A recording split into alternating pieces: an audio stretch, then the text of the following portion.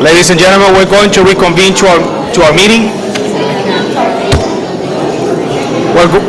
Can you hear? You can. We're good.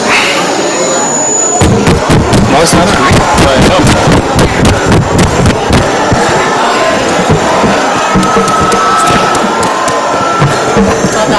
Testing. They were having trouble earlier with the speakers también. Jeez.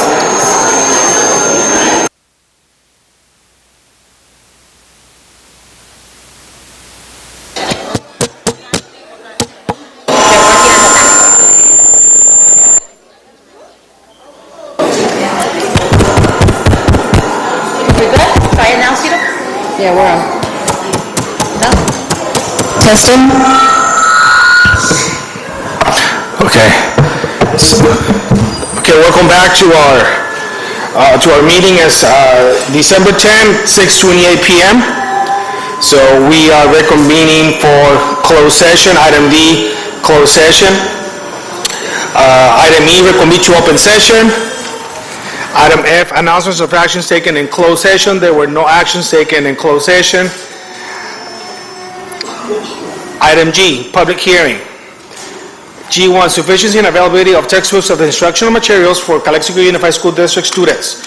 Written or oral comments will be heard at this time regarding the consideration of adopting a resolution stating that the district is in compliance with Education Code Section 60119 pertaining to the sufficiency and availability of textbooks or instructional materials for all pupils in the Calexico Unified School District.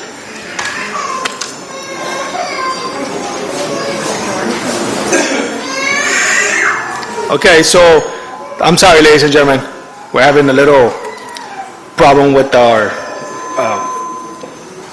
microphones. So at this point, do we have any public comments regarding item G1? We need to open. So we need to open it up at this point. So we're opening up the public hearings section of our meeting.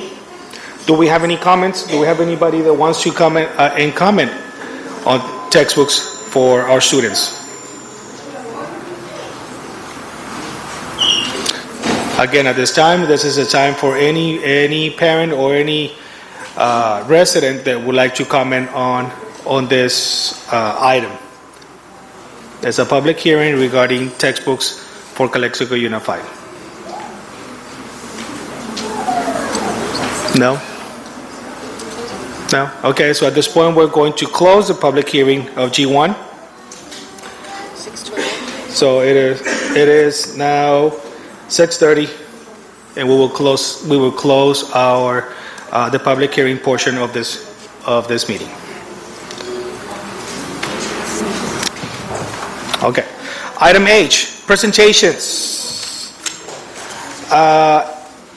H1 is student representatives from all of our school districts. Ms. Ambris? Yes, we'll have Ruth Reese from Aurora High School to give her report.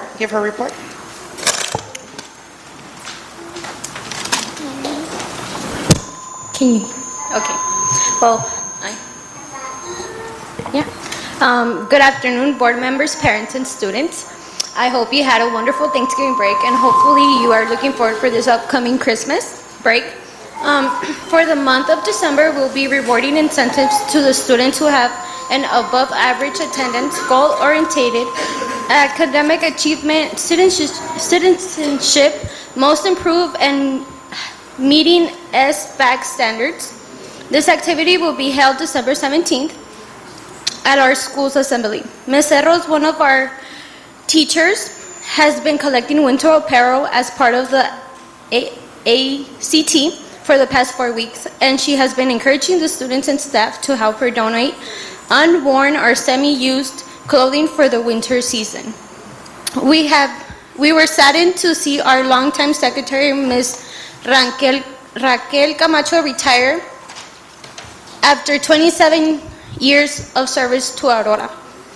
We would like to thank Business Services for allowing us to purchase new classroom furniture, those contributing to cleaner and safer environment.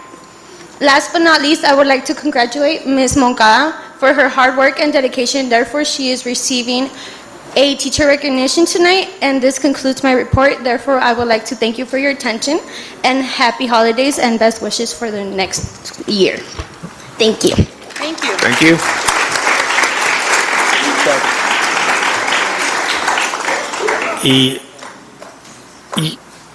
Y antes de continuar, me gustaría decirle a la gente que está aquí que necesite traducción de inglés al español, que tenemos servicios de traducción, es nomás de que hablen.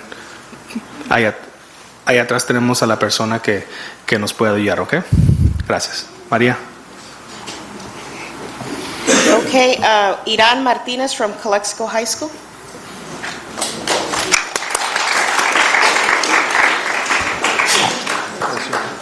Bless you. Good evening, ladies and gentlemen of the board and parents and students. I am replacing Iran for today, and my name is Daniela Cortez, and I am representing Calexico High School. This month in ASB, we had our first banquet on December 2nd to recognize all athletes who participated in this year's fall sports. We also started our annual toy drive where each ASB member has to collect $60 so we can buy Christmas presents for one boy and one girl from each 6th grade class level for each elementary school. On December 8th, we had our birthday luncheon where we got to meet the special educated students during lunch before our lunch. We did this activity so the special educated could get comfortable with our ASB students, especially when special prom is coming around. We will have our ASB banquet on December 18th. We will be having many gifts and food.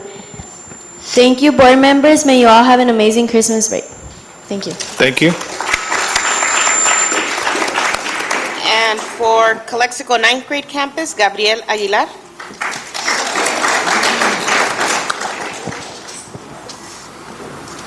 Good evening, board members, parents, teachers, and students. We are currently preparing for finals, which will be held December 15th and December 16th. On the 15th, we will be having periods 1, 3, and 5. The 16th, periods 2, 4, and 6. We are released at 1:40, and all teachers are released at 3:10. We hosted our parent luncheon December 4th. Many parents came, and we received positive feedback from parents and students. We will continue to host these events to welcome more parents to our school. We also held our lockdown drill December 4th, preparing students for any possible lockdown situation. Special needs students in ASB luncheon, which is called Me and My Buddy, will be held December 17th, catered by Olive Garden. ASB students will decorate ahead of time, and each student will receive a toy of their choice. We took a survey and will give them a snack of their choice, and we have our Mr. Slater, one of our teachers, dressed up as Santa Claus. ASB is hosting our toy drive from December 14th to December 17th. We will donate to the most needy children in Calexico. Our end of semester is December 17th. Winter break begins. Thank you and have a happy holiday. Thank you. From Enrique Camarena, Julissa Ceseña.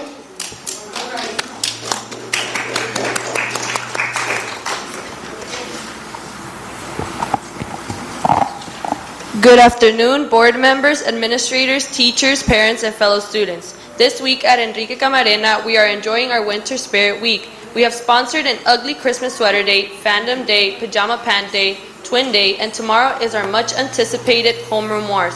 This is when each Block 1 decides what they will wear as a class. The classes with the highest percentage of participation will be awarded with breakfast goodies, including donuts, juice, and milk, next Thursday before break. So far, we are happy to see a large amount of participation on campus, both in Spirit Week and our can and sock drives.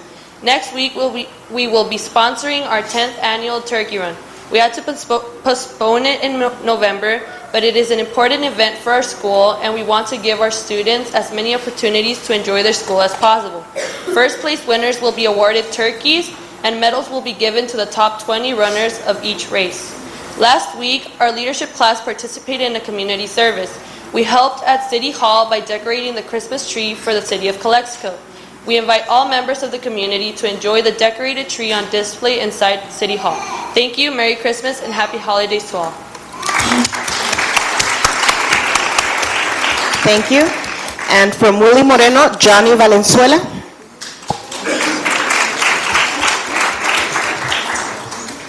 Hello, my name is Israel Gutierrez and I am subbing for Johnny today. I will first talk about the activities that have already taken place. We had a food drive from November 2nd to the 13th and we gave them house points. On November the 2nd, we also had a presentation from our Spanish teacher that was about El Día de los Muertos. On November the 20th, we had the Gobble Gobble games, which included activities like capture the flag and basketball. We also had a turkey run on the same day. The winner won a turkey. We are finally starting a recycling program. For every 10 bottles, a student will get a house point. And for the future, we are almost done with our Spirit Week, which was this week. For the future, Santa will be coming to Willie Moreno. Student will take a picture with him for the price of $1. We are also having a parent luncheon tomorrow. We wish the luck to every student doing finals, and thank you.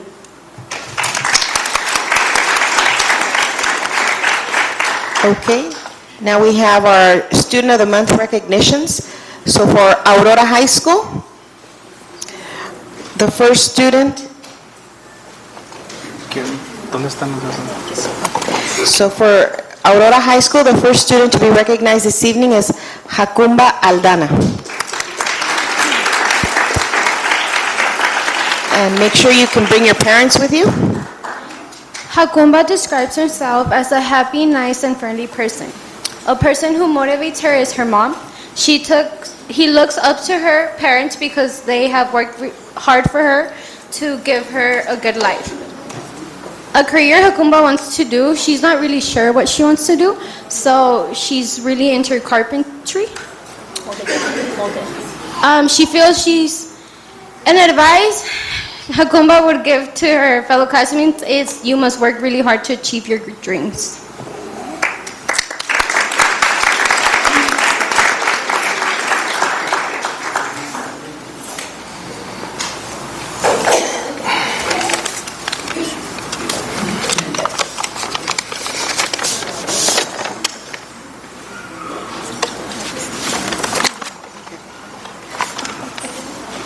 The next student to be recognized from Aurora High School is Daniel Enriquez Jr.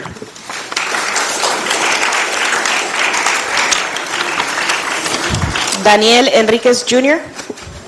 Está here? Okay. Read it anyways. Daniel describes himself as a very easygoing, sarcastic guy. Something that motivates him is to work hard, is being someone important in life. A person he looks up to is his dad because he works hard every day and does his best. The career he wants to do for his life is being a lawyer, and advice Daniel would give to his fellow classmates is that not leaving anything to the last minute.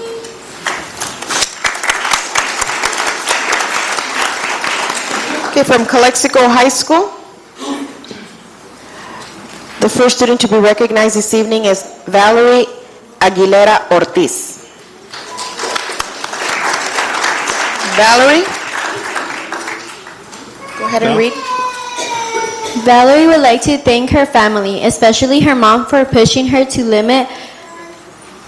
limit when it comes to her education. She is involved in band, cheer, track, mesa.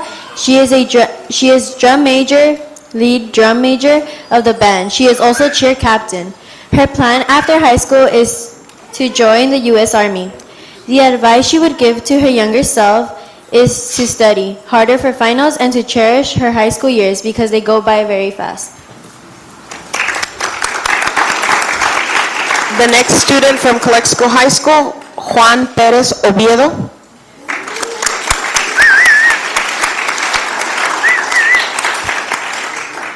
Juan Carlos would like to thank his mother Gabriela for all her support and dedication. He is a drumline captain, he is in track, Echo Garvin vice president, and Mesa treasurer. His plans after high school is to major in chemistry, UCR, and get a dental degree in UCSF. He would like to tell his younger self to get more sleep and have a positive attitude.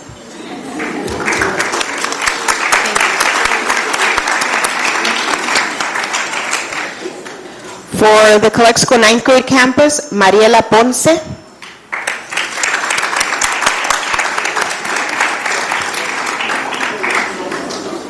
Mariela Ponce's parents are Blanca Ponce and Ramon Ponce. Her favorite subject is, Mariela's favorite subject at 9th grade campus is math because it's very challenging and fun to solve mathematical problems. She loves that there's always a right answer and enjoys learning from her errors. And she knows she won't make the same mistake. She would love to attend Stanford University because she has visited their campus and was amazed by how beautiful it was. She loved its environment and atmosphere, and seeing all the students there made her want to study there someday. Mariela plans on majoring in architectural design. She has always been very fascinated with different building structures and intricate designs. She sees architecture everywhere and believes it's incredible to see all the different details in a single building's construction and design. If she could change something in our world, she would end war because she deeply believes anyone can solve any conflict without violence. Innocent people don't need to die and suffer because of political issues. If we want peace, she doesn't think we can create it with war and killing. She would love to live in a peaceful world. Congratulations.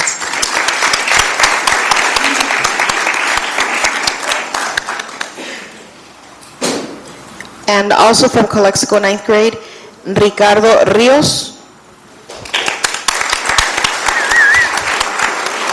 Ricardo Rios' mother is Evelyn M. Rios.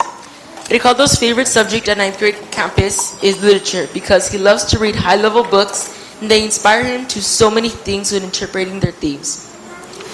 Many universities have crossed through his mind, but each has always been in his wildest and achievable dreams. Harvard University is one of the most prestigious universities. Its fields in economics are very wide. He believes he will help gain great knowledge in what he knows to do for the future. He plans to major in economics because he would like to help people choose wisely how to use their resources and make them grow, causing them to have a dignified life. If he could change anything in this world, he would stop war. He said, war is just aggression, destruction, and mortality. How does it help a nation? For example, war in Syria kills innocent people every day. Nobody deserves to pass through so much pain and afterwards be murdered. Every death makes this world have less possibilities of being a better place. Congratulations, Ricardo.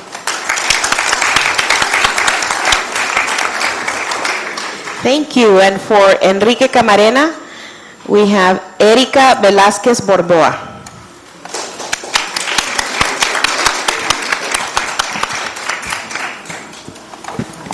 Erica Velasquez is an 8th grader at Enrique Camarena and the daughter of Jose Enrique Velasquez and Veronica Borboa. Her hobbies consist of reading, crafting, and baking. Her favorite subject in school is language arts, and when she graduates, Erica would like to become a nephrology nurse, just like her oldest sister. She convinced Erica helping others is worthwhile.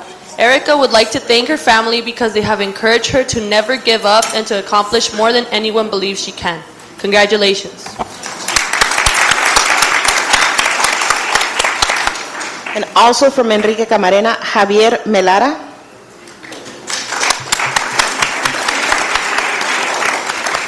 Javier Melara is an 8th grader at ECJH and is the son of Janet Martinez and Jorge Melara. His hobbies are playing basketball with his sister, using Instagram, and practicing triathlon.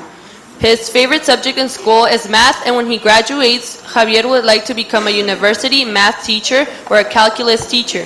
Javier would like to thank his parents, Mr. Fregoso, Mr. Rodriguez Mesesma, and all the wonderful teachers that he's had and has. He would also like to thank his supportive and amazing friends. He thanks his parents because they are his role models. Mr. Fregoso for teaching him English, Mr. Rodriguez for being the reason why he wants to be a math teacher, Ms. Sesma for encouraging him, his teachers and friends because without them, he wouldn't be who he is today. Congratulations.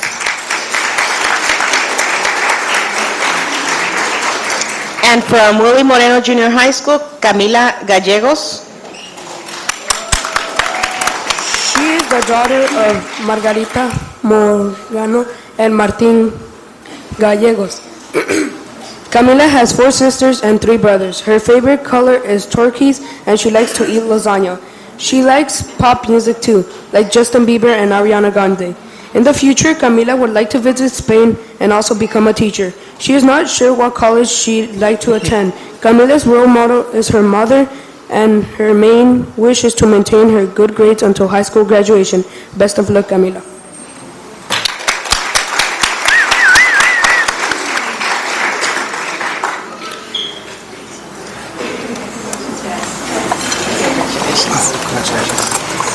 And also from Willie Moreno, we have Ricardo Osuna.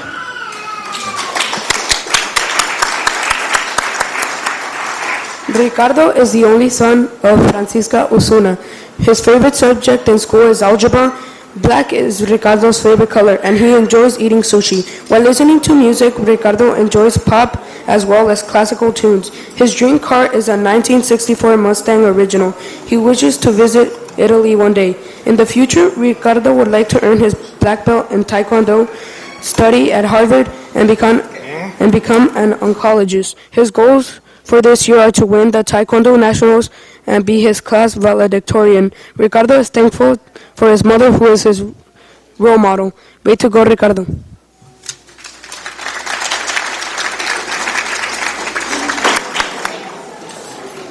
Okay. For athletics? For athletics, So who's going with her? Yeah, okay. Who wants to go? Athletics? Okay, now we are going to recognize our athletic teams.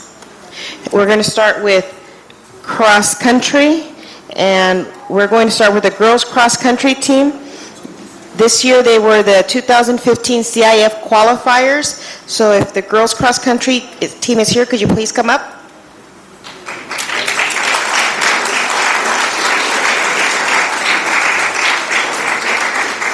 No?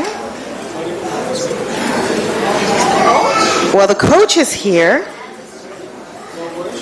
Okay, we have Jessica Chavez, Ann Flores, Chantel Ponce, Vanessa Villegas, Amna Asiad, Odette Valenzuela, Cecilia Arellano. Sure.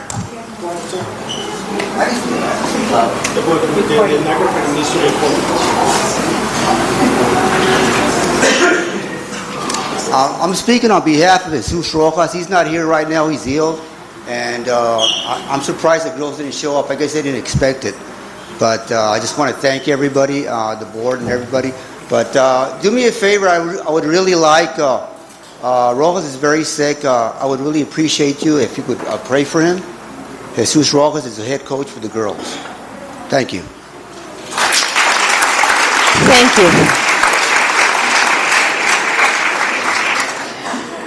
So now for our boys cross-country team. They are the 2015 IVL champions, so we can get the boys cross-country team up here.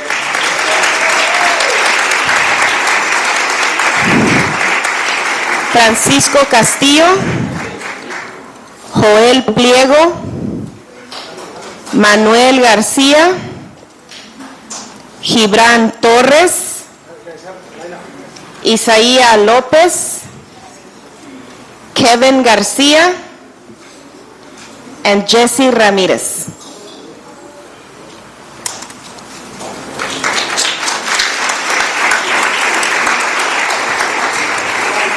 And these are our 2015 IVL champions.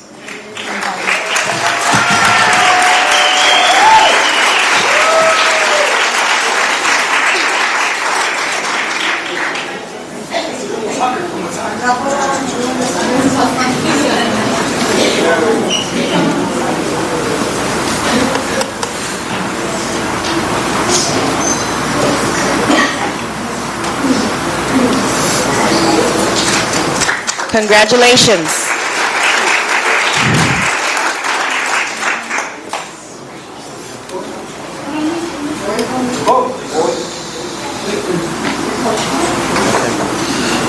On behalf of the Coach Rojas and I'd like to thank the school board and everyone responsible for acknowledging the accomplishment of our boys cross-country team. 5 years ago, Coach Rojas convinced me to come over to Calexico, and I've been doing this for 25 years, and you know what, I'm very happy that I accepted the offer because I really feel at home here in Calexico, and I was welcomed with open arms, and I feel really honored and privileged to coach these kids from Calexico, and with continued parental support and alumni, I believe we can continue our winning ways. And it goes without saying that 5 years consecutive undefeated champions. They've worked really hard, and they've shown the community the level of commitment it takes to be champions year in and year out. And on behalf of Coach Rojas, I'd like to again thank everyone, and hopefully we can continue our winning ways. Thank you very much, and good night.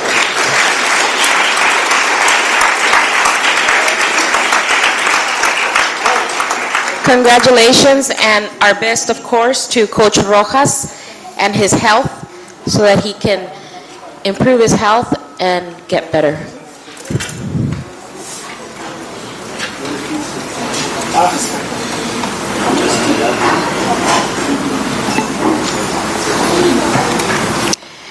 And now we are going to recognize our girls tennis varsity team, 2015 IVL champions. So can we have the girls tennis team come up, please?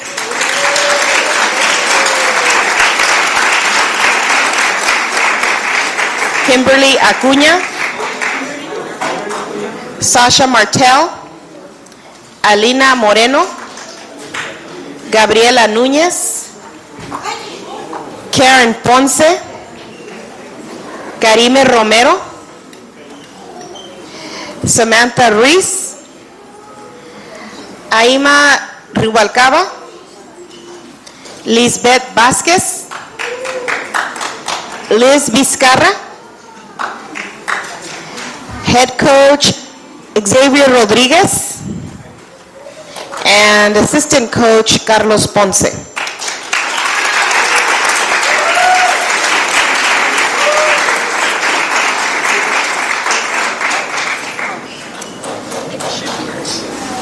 And this is also our 2015 IVL Tennis Championship team.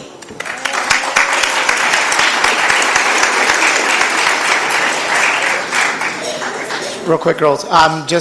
Same thing, an amazing amount of success over the last few years for our girls. We've actually, in the last 5 years, 4 IVL championships, but 6 titles that we've won. Semifinals, CIF, quarterfinals, and this year in Division 2. So it's pretty strong. Unfortunately, half our girls are multi-sport athletes, so they're off either playing soccer or basketball, but they're definitely with us in spirit. And thank you to everyone for all of the support that you guys have given our girls, because our kids are really why we do everything that we do. And thank you very much. So.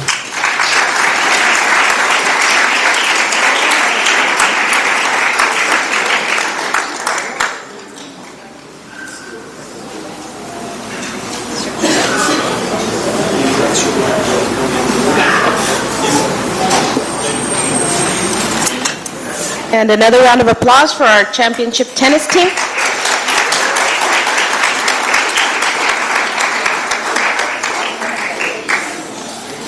And now we can have the girls varsity volleyball team come up, please. And this is also our CIF championship team. We have Perla Escobar, Claudia Garcia, Luana Gutierrez, Nicole Lira, Yaine Luján, Luz Martínez, Aileen Martínez, Sofía Martínez, Natalia Pacheco, Andrea Quiroz, Anisa Ramírez, Kayla Rubio,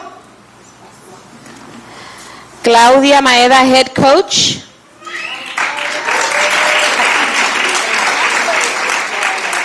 assistant coach Evelyn Escobar, assistant coach Ivana Franco,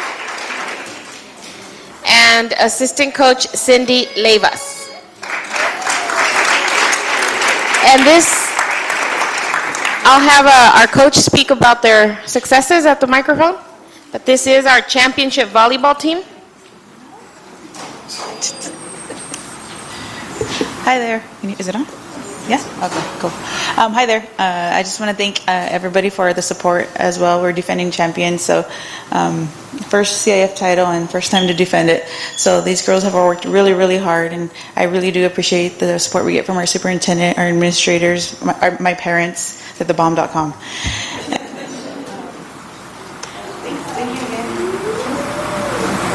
Yeah, I did. There it goes.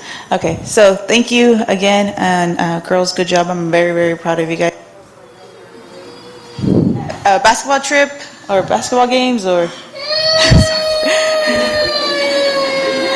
or a field trip, but thank you again. Thank you. And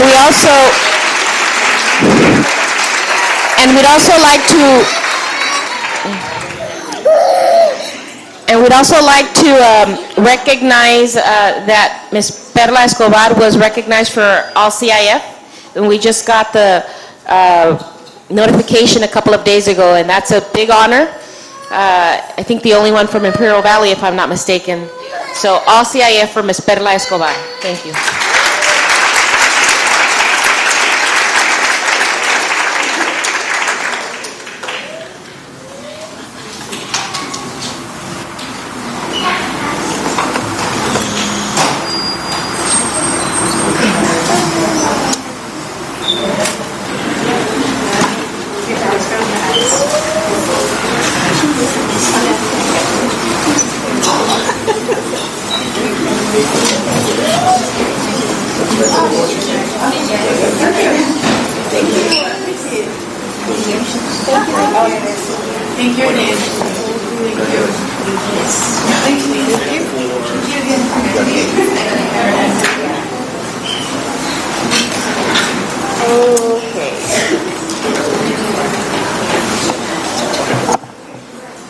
So now we're going to recognize our employees of the month.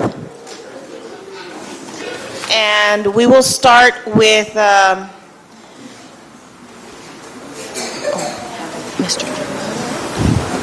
if Mr. Moreno is here. We're going to start with recognizing Mrs. Carmen Moncada from Aurora High School, teacher at Aurora High School.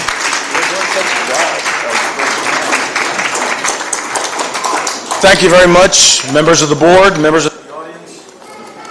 Before I begin, I'd like to congratulate all the athletic teams that are here today for doing an outstanding job of representing their community and their school.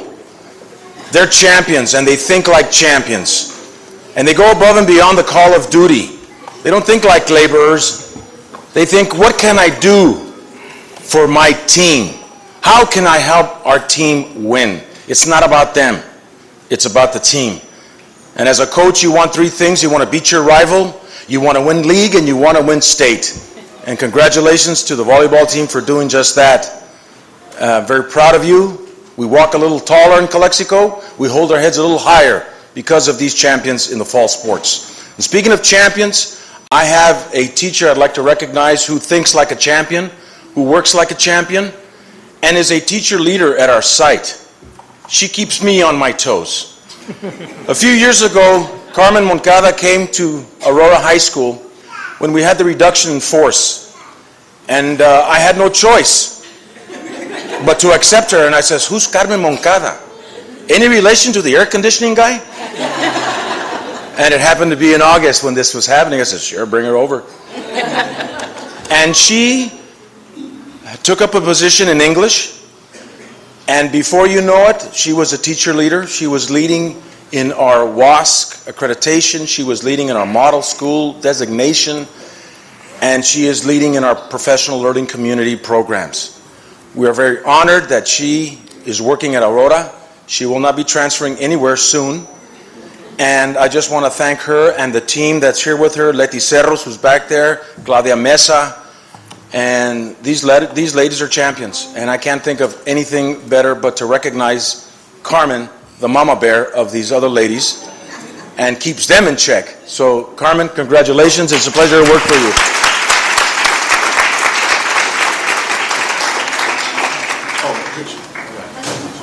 Lencho? Lencho? No.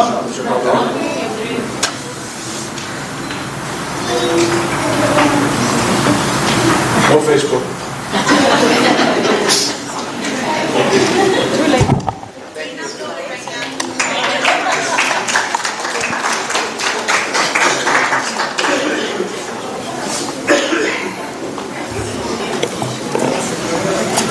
And if Ms. Ciria Hurtado is here, we're going to recognize Mrs. Ana Franco from Blanche Charles.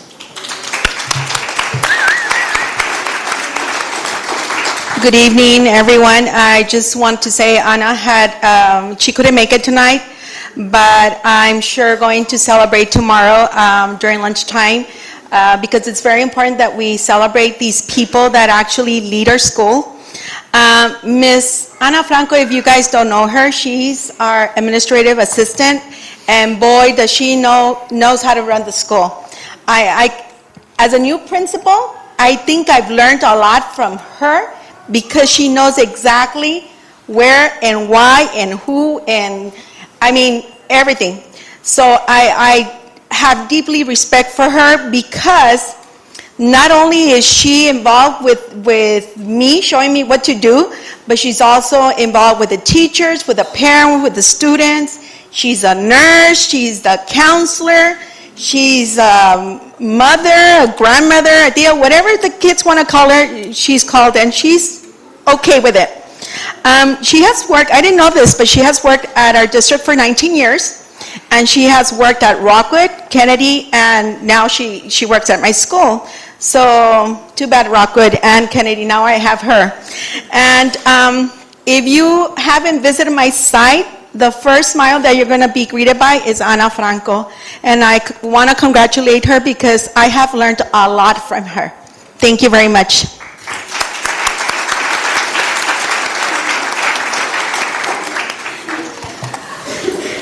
Okay, if we can have Ms. Joan Hernandez from Dual come up and do a presentation of Mr. David Hernandez.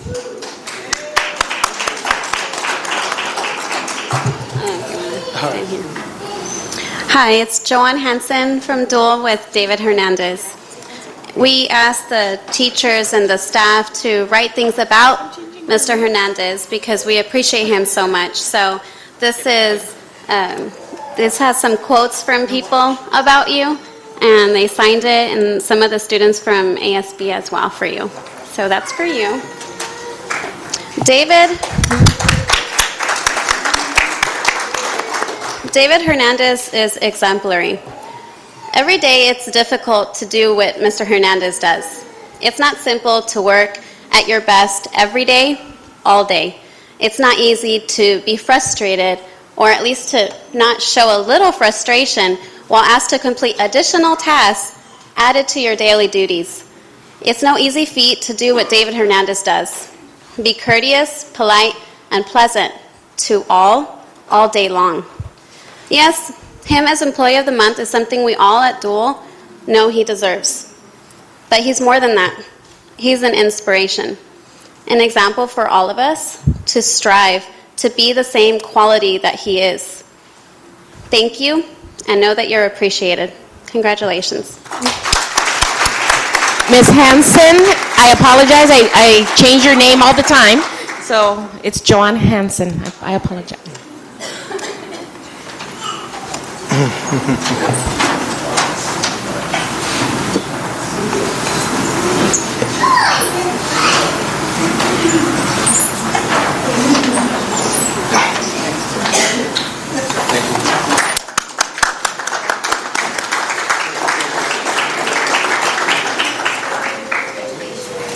And hopefully I won't change anybody's name again, but Ms. Randall from our district office, our assistant superintendent, I would like for her to do a presentation on Cesar Sanchez.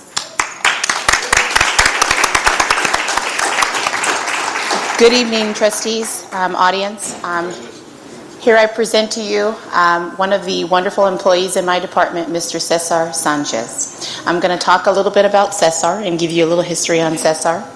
Cesar started at the district back in July of 2006 as an accountant for categorical funding in our categorical programs.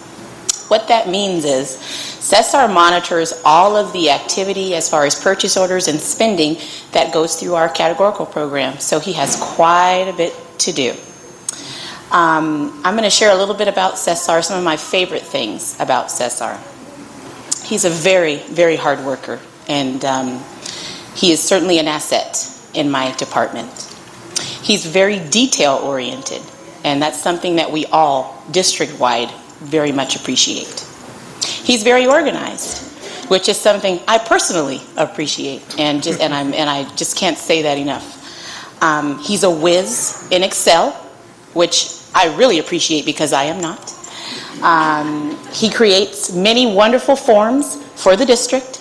My favorite to use in negotiations, and it's always on point, and I can't say thank you enough, Cesar.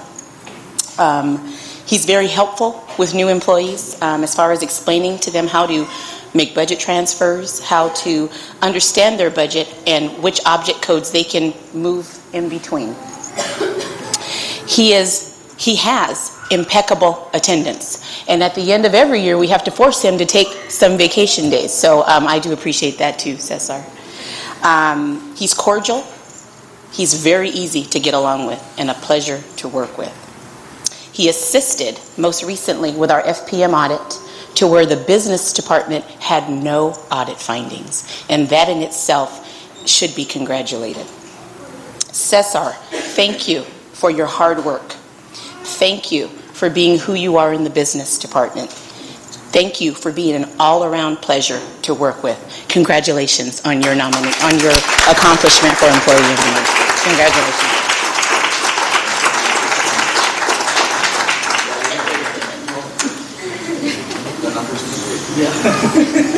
No work tonight.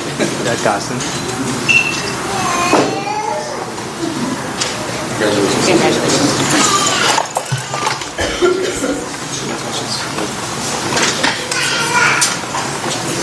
Thank you, Cesar. I'd also like to call up Mr. Romero from Enrique Camarena so he can do an introduction of Mariela de la Fuente. Good evening, board members. Good evening, superintendent and parents present tonight. So I take great pleasure in introducing to you one of our math department employees, Mrs. de la Fuente, because she is a respected, dedicated math teacher. She is department chair, and she is a leader of teachers as well. Ms. de la Fuente has vision in the math department. She will lead group discussion, but more importantly, she will implement the ideas that bring success to our students. In 2014-2015, Ms. de la Fuente led her math team to achieve in the implementation of CPM. This is a big deal. In 2015-16, next year we sure hope, Ms. de la Fuente will once again lead the charge and introduce STEM at Enrique Camarena Junior High School. This too is a big deal because we want our students to understand the concept of math, engineering, and science, technology, all put together, and I will put a lot on her shoulders. But she's the man. In administration, for administration, parents, students, and staff at Enrique Camarena Junior High School, Ms. de la Fuente, we want to thank you for your dedication, for providing our students a first-class education. Thank you very much to you and your family.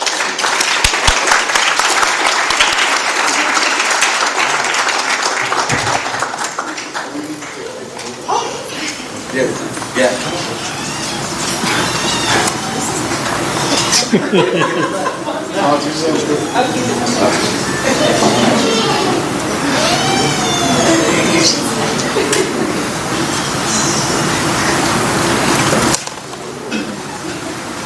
Thank you very much.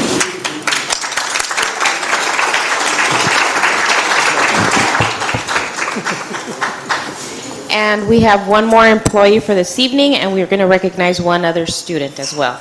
So for the district office, Mrs. Claudia Montaño.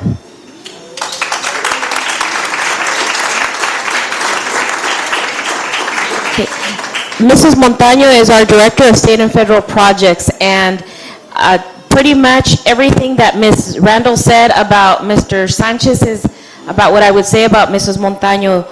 Very dedicated, creating processes, forms, procedures to keep us compliant with all different programs, federal and state, but more than anything else, making sure that the needs of our students are met throughout the district is what's most important to Mrs. Montaño. And you can always count that she will have an answer for what is needed, and if she doesn't have an answer, she will definitely do the research to give you the best answer, whether we like it or not, as soon as possible. No is a big part of her vocabulary if it's not the compliant way to do things. If it's compliant, she will find a way to say yes. But if she has to say no, it's because we're not in compliance. So I don't like it when she tells me no, but she says it quite often. But thank you, Mrs. Montaño, for keeping us legal.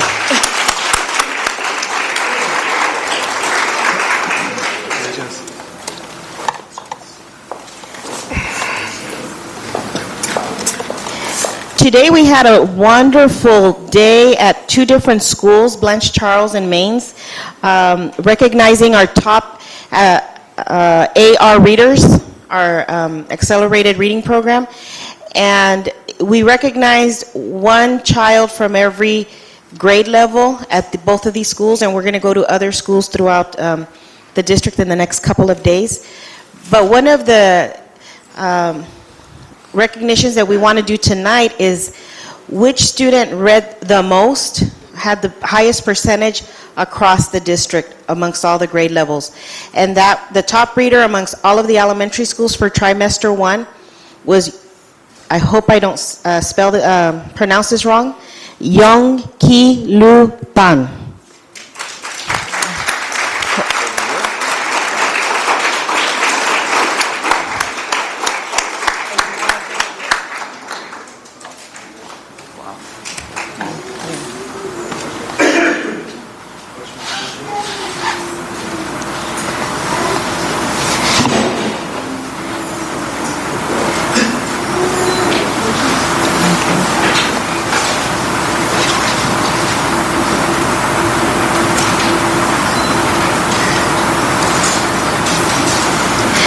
And I believe Young is a student here at Cesar Chavez, correct? So I know that Mr. Calderon wanted to give her a surprise on Monday. I believe it's, so she'll be receiving an additional surprise on Monday from our board president. So thank you.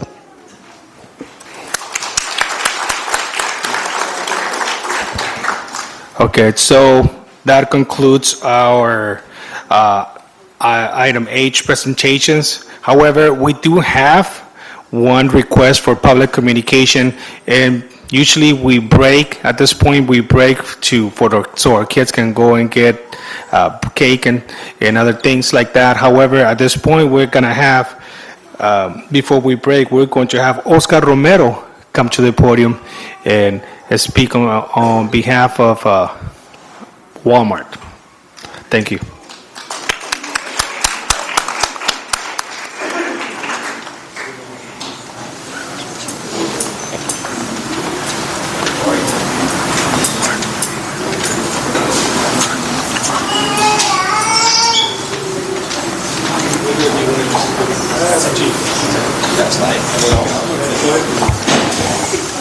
On behalf of Aurora High School, up here we have Ruth Reese, Dominic Cortez, students.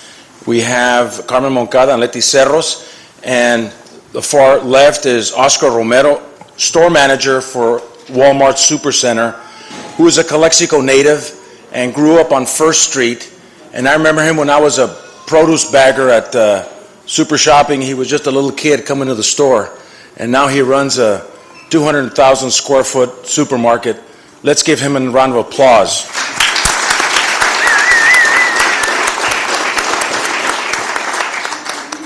We sent him a letter for a couple of $100, and he said, why don't you apply for the grant?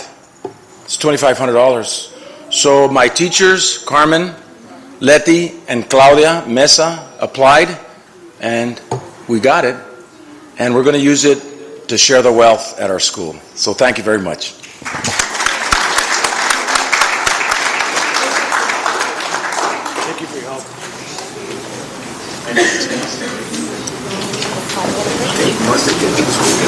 Hold on. Does he want to say? I'm sorry. Don't try to catch it.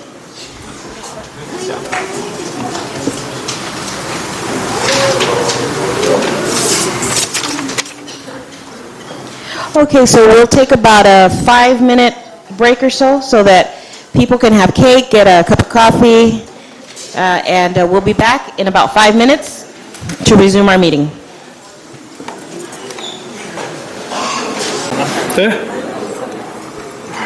No, I'm not.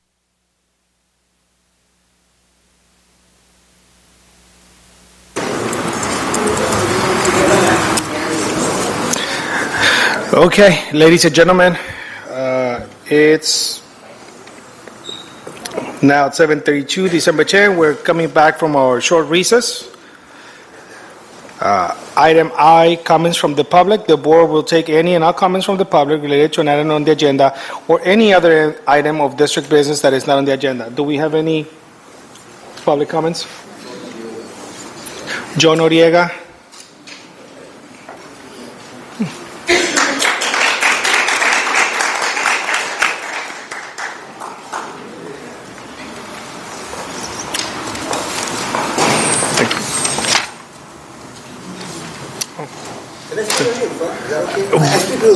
No, the thing is that they need to hear what you're saying.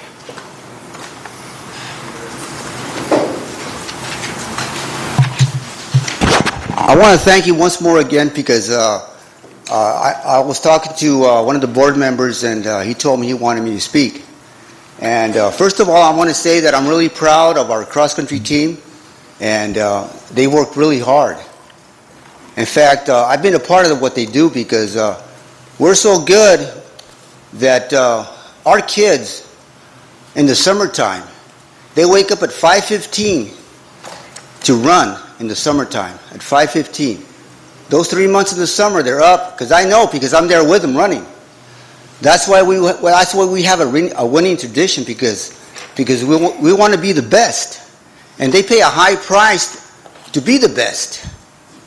And I just want to say, Dave, I really thank you for coming to Calexico, and we're going to keep this winning tradition.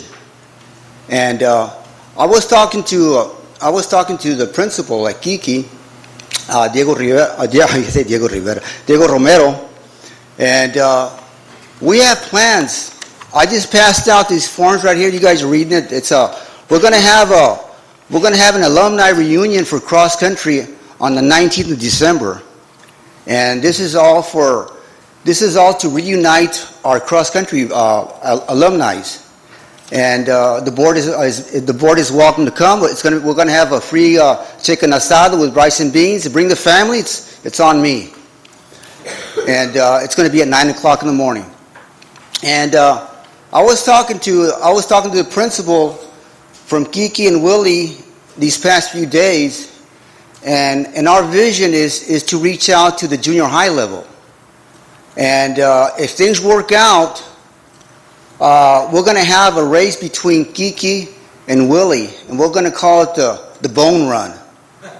And I know they used to have the bone game before, but now it's going to be called the Bone Run. That was my idea, okay? Because Diego would say, "Hey Joe, you got to call something here, Joe." I said, "No, that was my deal, man. That's my thing."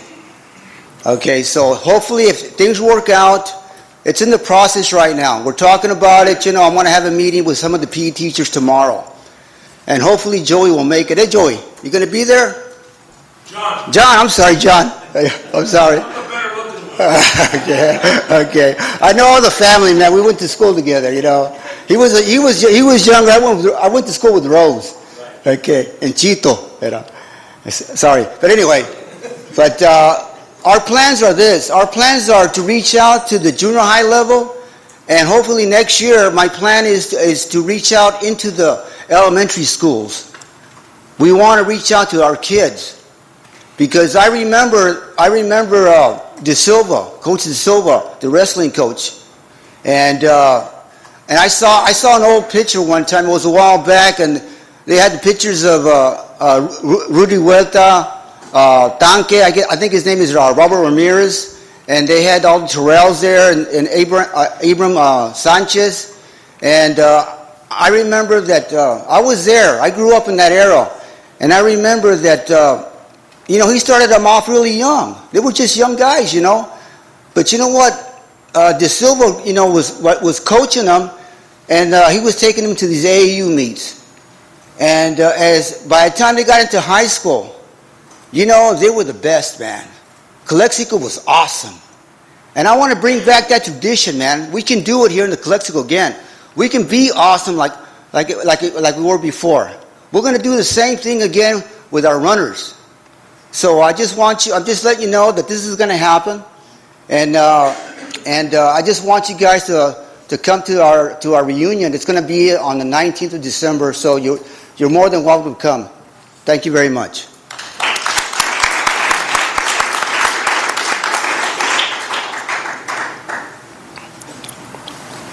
Thank you. So moving on with our meeting. We're done with item I. Any more public comments at this point? Going once? Going twice? Okay, item I. Item J, consent agenda. All items appearing will be acted upon one motion without discussion. Is there a motion to approve the consent agenda, item J? There's a motion by Mr. Calderon Jr. Is there a second? Second. There's a second by Ms. Real. If no more questions or comments, all those in favor, please signify by saying aye. Aye. Aye. Motion passes 4-0. Those voting in favor are Ms. Real, Mr. Calderon Jr., Mr. Ortega, and myself, Mr. Calderon. Item K, information items. Item K1, Superintendent's report.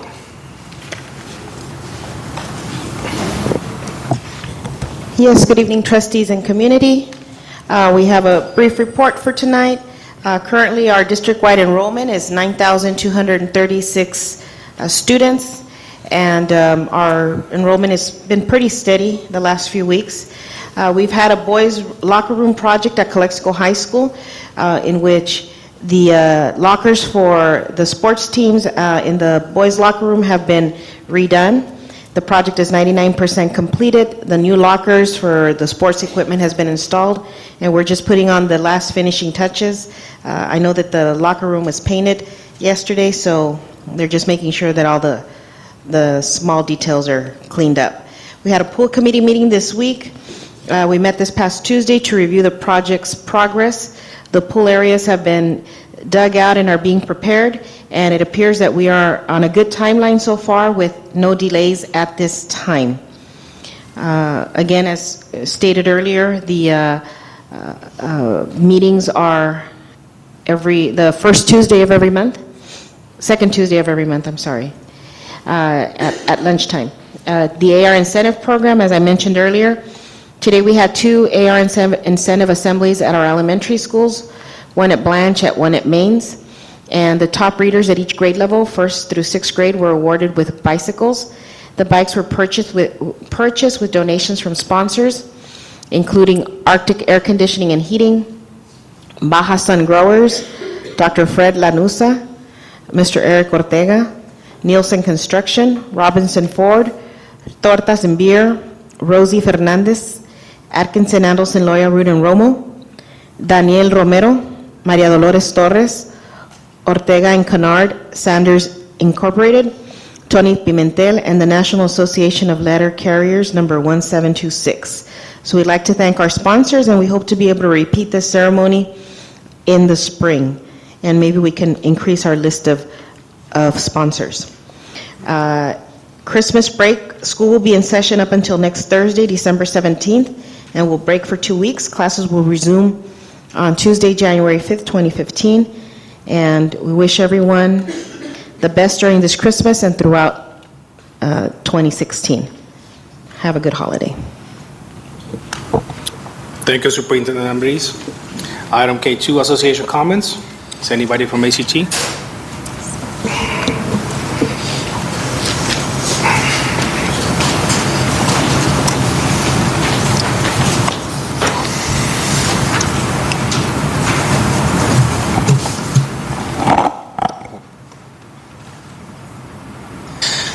Good evening, lady and gentlemen of the board, members of the district administration, teachers, members of the public. Tonight, I am pleased to report that the ACT sponsored winter wear clothing drive, an effort to donate new or gently used winter clothing to student families in need, was very successful. There was a tremendous outpouring of generosity from teachers, students, and staff in filling boxes full of clothing that will be distributed to families across Calexico to help keep their children warm this winter. If any of our board members have new or gently used warm clothing they would like to donate, you can still bring it by the CHS 9th grade campus. It is also satisfying to report that the federal government has put the final nail in the coffin of No Child Left Behind by passing the Every Student Succeeds Act with a stunning bipartisan majority, both in the House and the Senate. This new national direction for education puts the power of decision-making related to test scores back in the hands of the state, and our state has proven to be one that is pro-local district and pro-teacher and against the use of standardized tests to punish schools or teachers. And speaking of standardized tests, it was brought to my attention that after the last board meeting and the comments ACT made regarding the MAP test, administrators requested further input from teachers about the expired MAP test. I appreciate the district searching for further understanding of the discontent of teachers, but asking teachers to provide brutally honest input on this type of topic over district email may not result in the most brutally honest answers. So ACT conducted our own truly anonymous survey regarding the MAP test. The results were not surprising given the input ACT had already gathered from our members. When asked if that MAP test improves instruction, over 70% of reporting teachers said that it has zero to little impact. When asked if the MAP test helps teachers understand student needs, over 60% of reporting teachers said that it has zero to little impact, with only 15% saying that it has anything better than a moderate impact in assessing student needs, which is the entire purpose of the test. When asked if the district should renew the MAP test, 71% of reporting teachers said that the district should not renew. 14% had no opinion, which means a little less than 15% of teachers reporting on this survey thought it should be renewed. Furthermore, a strong majority of reporting teachers do not think the MAP test should be replaced with another voluntary standardized test, thus echoing exactly what I told the board last month. If we want to know how a student is doing, the tests we already administer in our curriculum should be sufficient. Unfortunately, both in the case of the district's email questionnaire and ACT's survey, even more time has been given to a test we don't want, don't use, and don't need. Even me being up here talking about it tonight, again, is giving it more time than I would like. But there is a purpose to the conversation. With the money that would be freed up in the absence of the MAP test, there is something ACT would like to recommend it be spent on, and that is safety. It was brought up at a previous board meeting by Mr. Calderon that several elementary campuses are wide open for intrusion, and that, of course, is a huge concern to everyone in our district, and I'm glad to see that it's going to be addressed on tonight's agenda. It must also be brought to the attention of the board that we have at least 2 campuses that are severely unprepared, not even underprepared, unprepared for alerting teachers and students about a lockdown emergency. At my own campus, CHS 9th grade, the alert system used in the last drill involved an administrator yelling out lockdown. At Willie Moreno, bell alerts cannot be heard in all classrooms, and in some cases teachers were informed there was a lockdown drill from students who were running to find a class to hide in. This is not the fault of the teachers. It is not the fault of the administrators or the students. We all do our best to make do with what we have. This is simply a matter of our facilities getting older and this most important infrastructure degrading over time. In the wake of the tragedy in San Bernardino and the fact that our campuses, including Willie Moreno, have experienced incidents in the past that required real lockdown procedures, it should be a priority of the district to upgrade these campuses with functional means of alerting teachers and students of this type of emergency. We should not put our students, our staff, or our teachers in danger because of the failure of aging bells. Thank you. Thank you. CSEA, is there somebody from CSEA?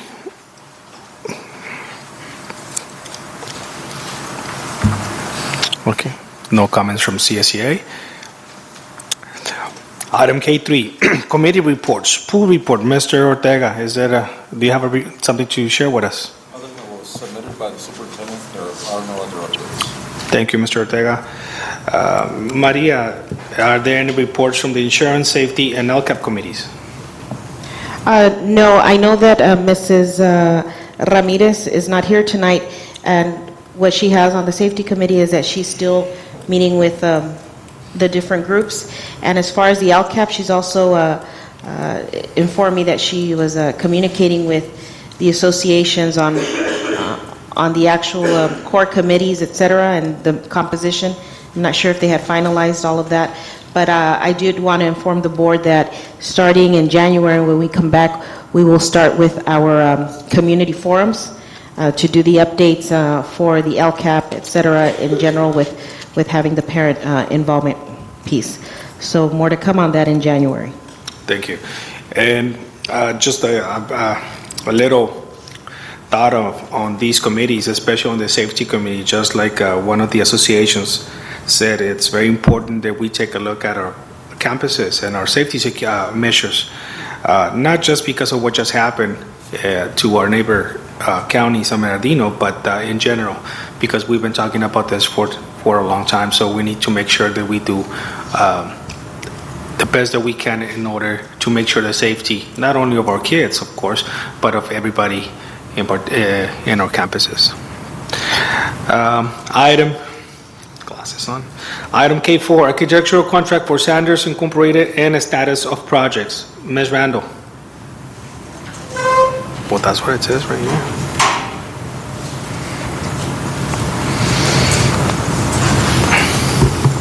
Good evening, trustees.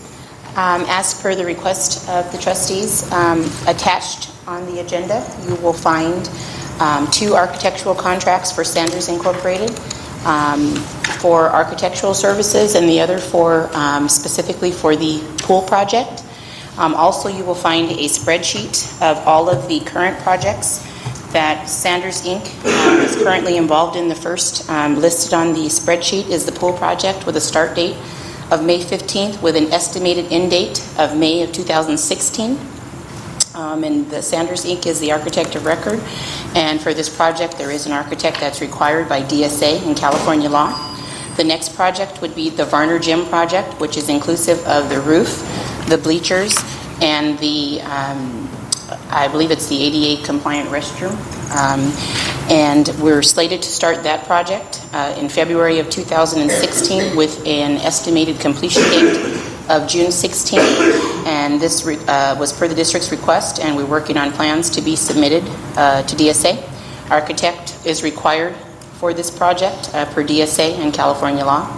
The next project would be the shade structures, which started in July of 2015 with an estimated completion date district-wide of May 2016. Sanders Inc. is the architect of record, and for this project there is an architect required by DSA and California law. The next project is the ERP project. The start date was during the application phase for those ERP funds, which is that emergency repair program, district-wide, with an estimated completion date of August of 16 for some projects. As the board knows, we are working on determining those funding sources and those schools that I guess Jefferson in particular, where we received some ERP funds during the earthquake. So we're just still kind of deciphering that and figuring out what those funds can be used for. And Sanders Inc. was one of the architects of record for that project and for those funds for the multiple school sites. The repaving of Circle Drive at Calexico High School project, the estimated start date is June of 2016 and an estimated completion in June of 2016.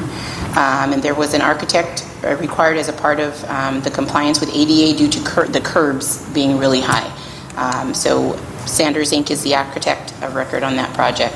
And then also the project for district-wide fire alarms, the estimated start date, and I think this started already in February of 2015, this process, and the estimated end date to be determined per the district's request. We're working on plans for district-wide fire alarms, and for this type of project there is an architect required per DSA and California law, and that is the status of the projects that Sanders is working on at this time, and an update for start and completion date.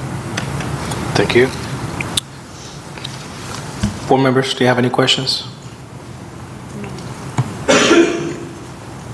Ms. Real? No. No. Thank you.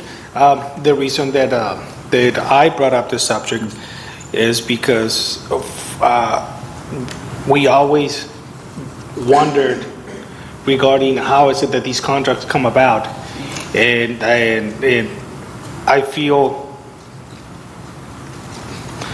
a little bit that I was out of the loop with these contracts. However, when I see the first agreement that goes back to 2003, the architectural service agreement back to 2003, and it refers to several schools, especially with the elementary schools. But again, so the contract is theirs. So that's why I was just wondering, and I wanted the rest of the board and the rest of the public to make sure that if somebody had any questions regarding his contracts or the legality of why he was doing business with us, I just wanted the public, the board and the public, to see that we actually do have these contracts in place. So at the same time, Mr. Sanders, I would like to see an update. Do you have an update on the pool? Yes. Mr. Calderon, before we go, I got one more question. Okay, sorry. Sure. The acronym ERP, what does it stand for? Emergency Repair Program. That is the $12 million that the district received for facilities district-wide. And Sanders Inc. was one of the 3 architect firms that completed and submitted those applications to the state, to OPSC, the Office of Public School Construction, for approval. And that was done back in 2008. So, and 11. Okay. And the only concern I have is that this money has an expiration date. That is correct. And we need to kind of expedite whatever we're going to do. We need a recommendation so the board can act on it. You're absolutely right. Otherwise, we're going to lose $12 million. And we certainly don't want to do that. And I will just update the board really briefly on that. We are working with Sanders Inc. as well as Eric Call and Associates at this time. Specifically, our concern is all of it. What is it? Because we've reviewed the applications, we reviewed what OPSC has sent us, and they don't match. So that's kind of one of our dilemmas. But as far as the receiving ERP dollars for the earthquake for Jefferson, we do have our consultant who worked on those closeout contracts and prepared those applications along with Sanders Inc. They're reviewing that to take a look at what we received recently from OPSC and then what was submitted to the state to make sure that there isn't a duplication of funds so that the district doesn't spend those dollars, and then once audited in a couple of years by OPSC, we're required to return any of those funds. So they are actively at this time working on that. I'd like to make a recommendation. I don't know if it's already taking place, but maybe we can meet, or you can meet with our staff and see what their wish list is, and then we can compare to what we can use these monies for. We can't waste any time, and what I'm trying, because it takes a while before we can get a project going, and I'd like to see it going right away. Okay, I'm sure that the staff would happily meet with me and provide me with their wish list. Yes. And staff. Although some of these projects might not meet their criteria, Right. but at least we'll have a list and we'll be able to take care of our My situation. pleasure, always my pleasure. Mr. Sanders?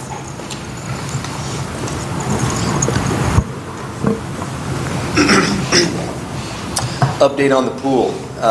We are really excited in that if you go on site now, it's fun to watch it come up out of the ground. So both pools are dug. Both pools have the granular engineer fill in the bottom of them, and the competition pool has all of the plumbing in the bottom of them, and then they're starting to form up the sides and install the reinforcing steel or the rebar in the competition pool. So by by our next pool committee meeting, we're gonna take we propose to take the committee on a tour, and what they'll be able to see is that the actual bottom of both of those pools will be poured in concrete. The engineered pad for the shower and locker building, for the future classroom building, and also for the mechanical pool equipment building, that will be in place, and they'll be in the process of doing the foundations for those. So we've prepared a milestone schedule that we're going to update the pool committee on every month, and so currently we're about a week and a half ahead of schedule. Thank you. Mr. Sanders, I have a question. I visited the site this week, and there is 2 holes out there. My question is there a third hole that's going to be dug? Or is the 2 smaller pools together? Yeah, so the 2 smaller pools, they're separated by, I believe it's 4 feet of concrete. So when they dug that, it's gonna look like one pool until they get the concrete poured. All right, okay. Yeah, so the one on the south is the smaller pool. Right. Because there was 2 holes, and I said, well, where's the third hole? Right, And it's yeah. like, all right, now it makes sense. Somebody forgot the third pool. Yeah. No. All right. Okay, thank you. Thank you. Mr. Ad, questions? Mr. Ortega? One more question. Is it on schedule?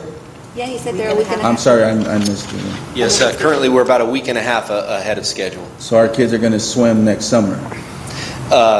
That's the plan, yes. All right. Yeah, yeah. The plan is to be completed by May 16th with the pools and the pool equipment building. So the shower and locker building won't be completed until October, so we're going to have to work with Imperial County Environmental Health to allow us to use some temporary facilities over in perhaps the Godfrey Gymnasium shower and locker building, so that we can occupy the actual pools. Oh, great.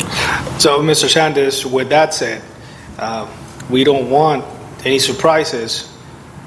We don't want to see the pool being built, but then 1 week before May 16, come to us and say, well, we can't use it because we don't have showers. So if we're going to have to plan something like that, please let us know as soon as possible. I guess you're letting us know right now, but let's start working on a plan in order to make sure that we will have a working facility in place by when the pool is ready to open. Right. Yes, and we are currently, we've already notified Imperial County Public Health of our construction schedule, and that the pools will be ready, and kids are going to want to get in the water, and that the shower and locker building won't be complete. And so we're coordinating with them on exactly what those requirements would be, and it appears that we're going to be able to use the gymnasium, but we're still working that out. We'll report, keep an updated report with the pool committee, and of course at any time if you'd like a full presentation here at the board, we can do that too.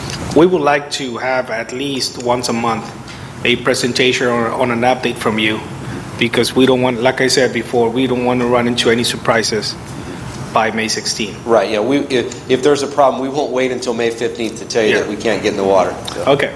Yeah. Thank you, Mr. Sanders. Any more questions? Thank you. No. Thank you. Thank you, Mr. Sanders. That was item K4. Item K5, report to the governing board regarding the compliance with the Cal 200. Is it Cal 200 or Cal 2000? 200 settlement agreement.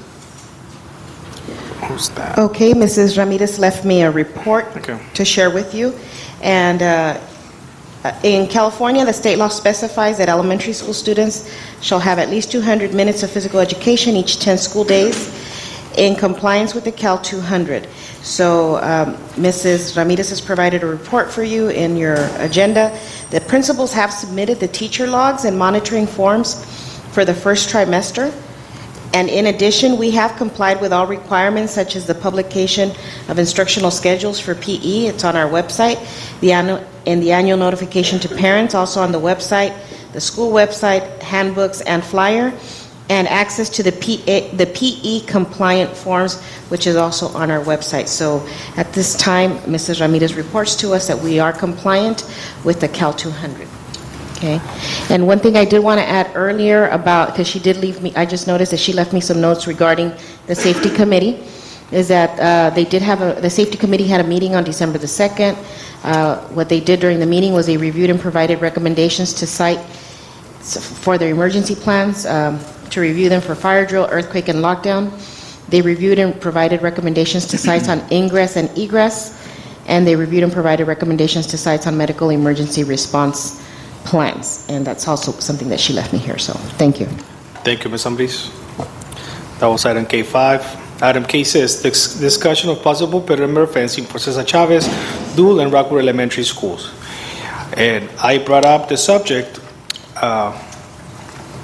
regarding coming up with an answer to the fact that these schools, these elementary schools, do have or don't have the safety measures that other elementaries have.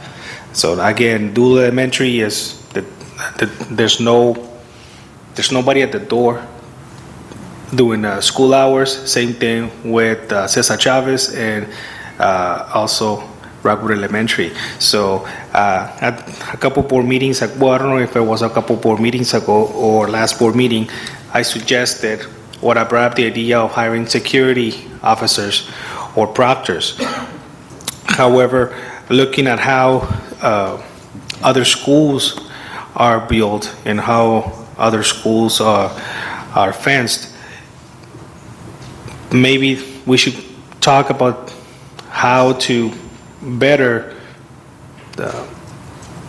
protect the perimeter fencing of these schools. I don't know if I talked to you or Eric, maybe having surveillance cameras to allow the secretaries that are in the offices, when someone approaches the gate, they can see who it is and so forth, and buzz the door open.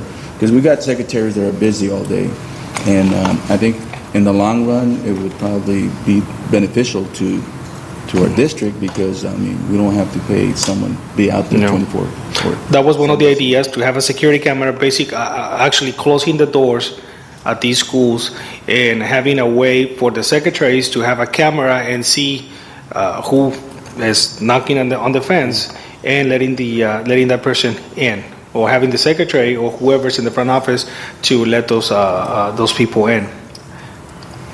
I know one of the other options we had spoken about was kind of redirecting the entrance so that they have to go through the main office before they have access to the school. Yes. I think that would probably and that would be a part of addressing the perimeter fencing, because it would be a way of redirecting traffic through the main building. Yes. Even doing both, given how advanced the technology and cameras are, it's inexpensive, and you have access to it from anywhere. Absolutely. So doing both. Yeah. Would be the option. I agree with you. Probably doing both. And I know that in the long run with facilities master planning, that's definitely part of what's in the plan, that we need to have the proper surveillance that is basically doing a surveillance of our facilities basically 24/7. Yes. So again, I brought up the subject. And so at this point, if the board would like to give Maria direction as to proceed, not with the actual contracts, but also to come up with a plan for the next board meeting to see what is it that will be more feasible. Again, student safety doesn't have I wouldn't put student safety, a price tag on student safety. However, we need to make sure that what we do is right and what we do will be the best for our students. Well executed. So if the board would like to give direction to Maria to proceed and look at the options and come up with a plan and give us an update of what is it that we could do for the next board meeting. Is that okay with the board? Yes. Yeah. So Maria, for the next board meeting, if you can have a plan for these 3 schools.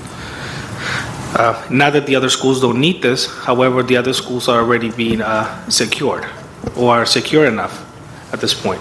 But I think it should include all the schools. A survey of all the schools. Exactly, a survey of all the schools. But these 3 schools are the ones that have, the ones that are open need to be addressed right away. Exactly. And I guess, Jeremy, you're going to be part of this plan as well. Okay. And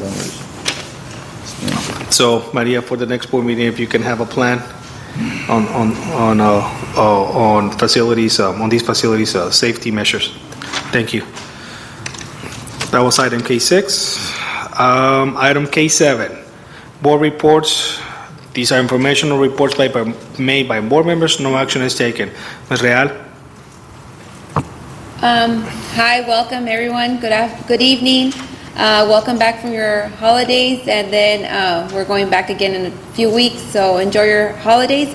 I also want to again reiterate what Ms. Ambris said earlier about congratulating our AR program today. It was really successful. It was a beautiful experience for all of us to see the faces of the students when they saw the bicycles, the opening of the curtains. It was just the ahs and the oohs and the ice with the sparkles, and everybody was so excited. So it was a great experience, and I think Mr. Calderon Jr. was the one that initiated this program, and I want to congratulate him as well for making us all part of it and participating. It was a great experience, and we're going to be doing it throughout tomorrow and Monday as well. And I also want to congratulate all of our sports. I know everybody's gone, but it's just a great achievement. CIF and IB, those are championships that have to be recognized, and I just want to congratulate all our students for their grand achievements. Thank you. Thank you, Ms. Real. Mr. Calderon Jr. Good evening, everyone. Again, thank you for being here. It wasn't just me, it was everybody that's up here. And I want to take this time to actually thank Ms. Ambris, Janet, and all her staff for the logistics of this program.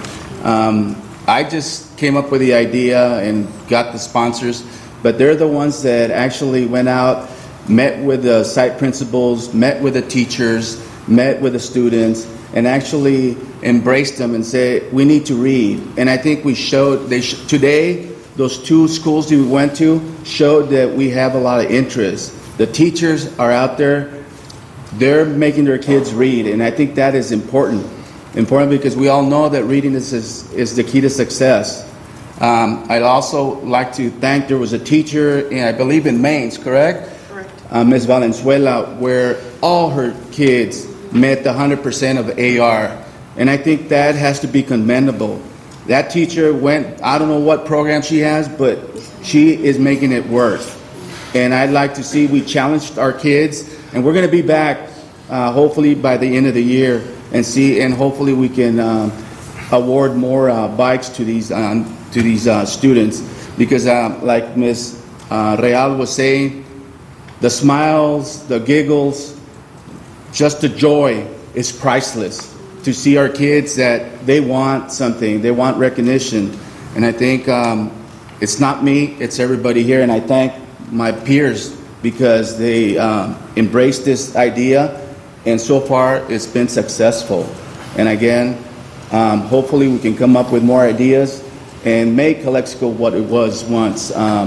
Today we saw teams that have taken CIF, and I'd like to see more teams go out there, so when they see Calexico, they fear Calexico.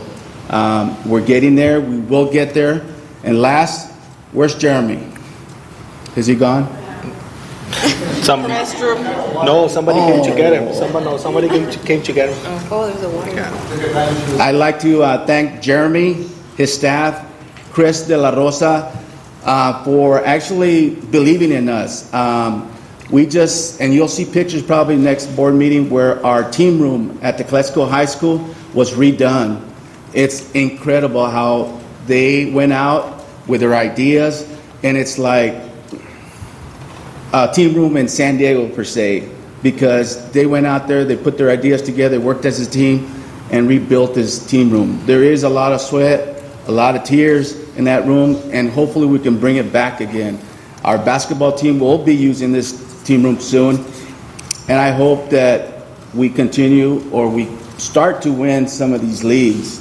Again, kudos to the staff that have worked long hours to get these sites ready for our kids. Again, thank you for coming tonight, and we'll see you next board meeting. Thank you, Mr. Calderon Jr. Mr. Ortega? I have no comments. No comments, Mr. Ortega. For myself, we've been watching the news, what's been happening around the country, around the world, and I think it's very important that we, as a community, that we embrace how is it that we can keep our community, our kids, safe, and that's one of the reasons why I brought up the issue of the schools. With that said, I think we cannot just linger on the negative side, on the negative things that we see on TV, or on the negative things that that happen. Okay, for the first time in many years, I see a positive atmosphere in Calexico. It had been a long time since I saw, and I'm gonna say it, since I saw teachers happy. It was a long time since I saw kids being happy, just like we saw them today, winning CIF championships, getting recognized for what they do right in school. It was always, well, you didn't do this, you didn't do that.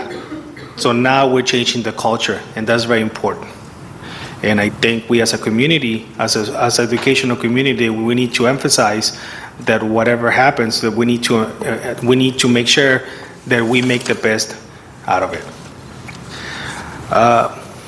Testing, I think we need to take a look at how we do testing. I'm gonna say it. I hate the idea of teaching to the test. Okay, who are the best people to ask what is it that our kids need? How is it that our kids are learning? Our teachers. They are the best people to tell you what is it that the kids need.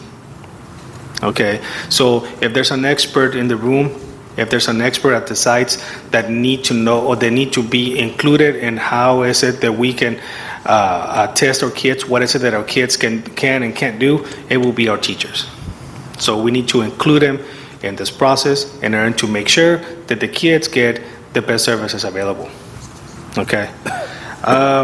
And last but not least, I would like to thank everybody for their hard work, staff, teachers, classified staff, administration.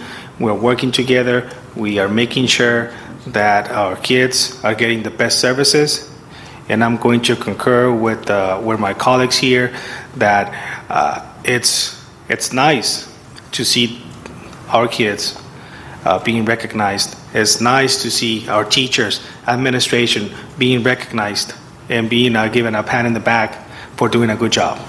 Not all the money in the world, okay, not all the iPads, not all the computers can compare to a good job from somebody. Okay, so keep that in mind the next time that you go out to a teacher, to a student, to Ms. Ambris.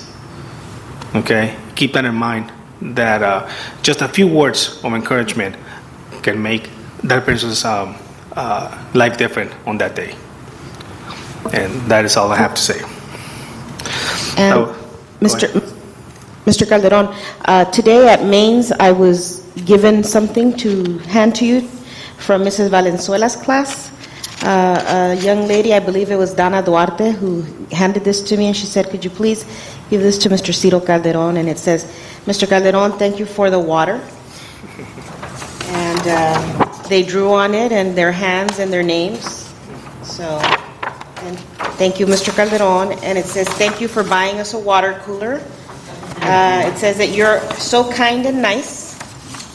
And let's see if I can read this. It says, thank you, Mr. Calderon, because we were very thirsty and we needed to go all the way to the water fountain, but you brought us the water jug, so thank you, from Manuel and Eric and Chanel and Amy. So these are for you. Thank you.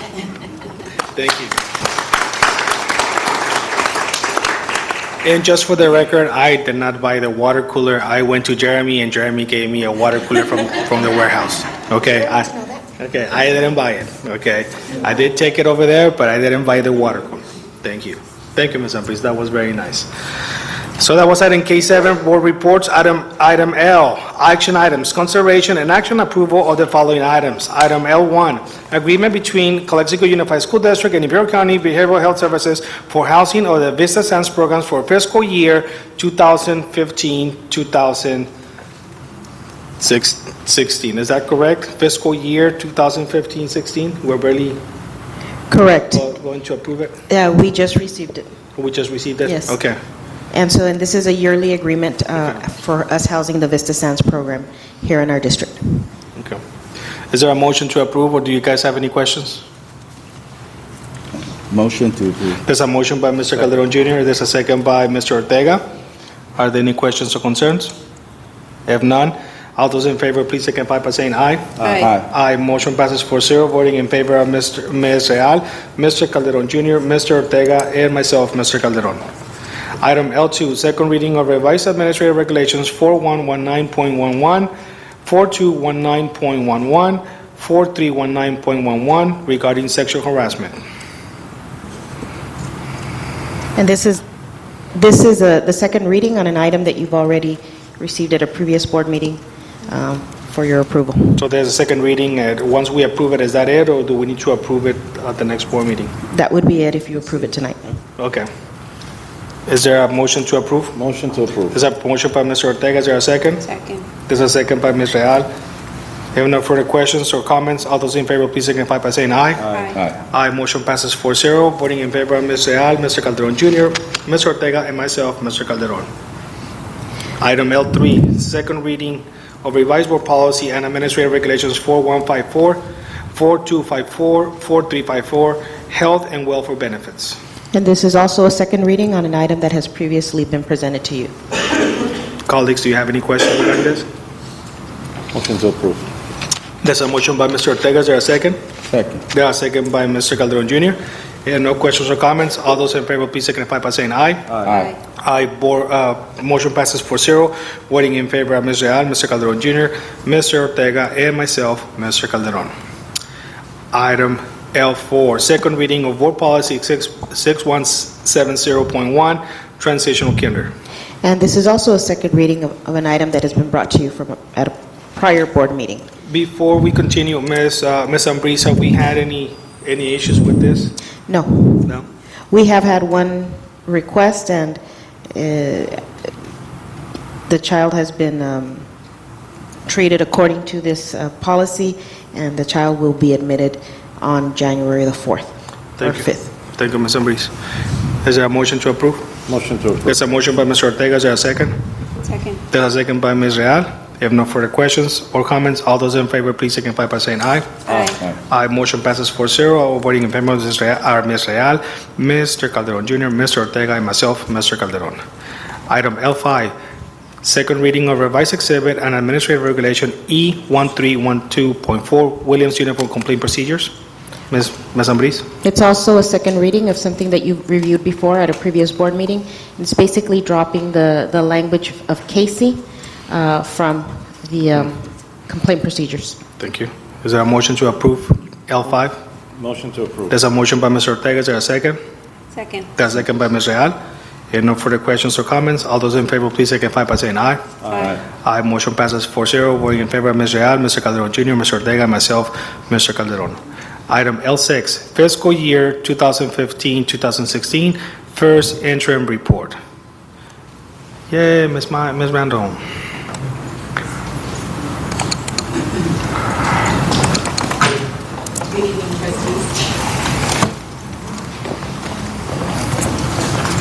Good evening, trustees. Actually, it's the presentation that I need to have pulled up. Thank you. Okay, I am presenting to you this evening our 2015-16 first interim report. This is the one of 3 annual financial reports for the 15-16 year. At first interim, the district makes assumptions based on spending up until October 31st of 2015 and projects out through June 30th of 2016 as to how we plan to close the year.